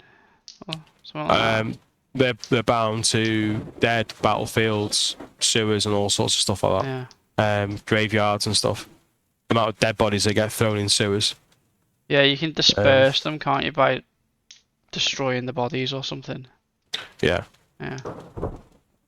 yeah. That's It's just quite. Was that just bad luck that they were down there? Yeah. That was sick. Yeah. I went I through. just spent an entire session nearly fucking dead. Women. even with the Will-o'-the-Wisp, I was nearly out then. Got a bit hairy there, didn't it? That was Yeah, sick. I enjoyed it. It's good. Yeah, that was class, mate. Thank you. Yeah, cheers there. I'm gents. I think Tavis thought he was dead. How many hit points have you got left, Travis? I'm all right now because prayer of healing, but I was down to 6. Oh. I'm only level 3, so I'm squishy. Oh. Yeah. Yeah. That's kind of what made it hard with the encounter, because I knew I wanted to give both teams, if you like, and a combat encounter. But then I also wanted to ramp up a bit of tension and make it feel like you were up against the clock. So Definitely. Cer- It was 24 moment. certainly manage that. it's how it. What I kind of wanted was I kind of wanted the I kind of want the other group because I'm all for splitting the party. But what I've been feeling of late, and it might not be the case, it might just be me. But what I kind of feel is that when you do split the party, the other side loses not interest, but loses their Focus. like it doesn't feel like there's an element of risk involved in what's going on. Whereas what I wanted to do is to make sure that the other side were watching the roles, that were invested in what was going on, because it felt like there was an element of danger that was in it. Try and keep the tension through it. So Yeah, I wasn't sure if it was something that she had conjured to transport her away from the scene quick. Yeah. Yeah, I assumed it was. That was my feeling all along. In fact, I still don't know if it wasn't. It might have backfired for her. And then when he said he cast off his shield, I was like, oh, you could have surfed on it. You were at the front of the wave. I kind of wanted a I kind of wanted like the a natural sort of disaster or an actual occurrence. So whenever there's a heist, there's always that like Something goes external wrong, problem, isn't there? That's like doesn't go according to plan. A leveler.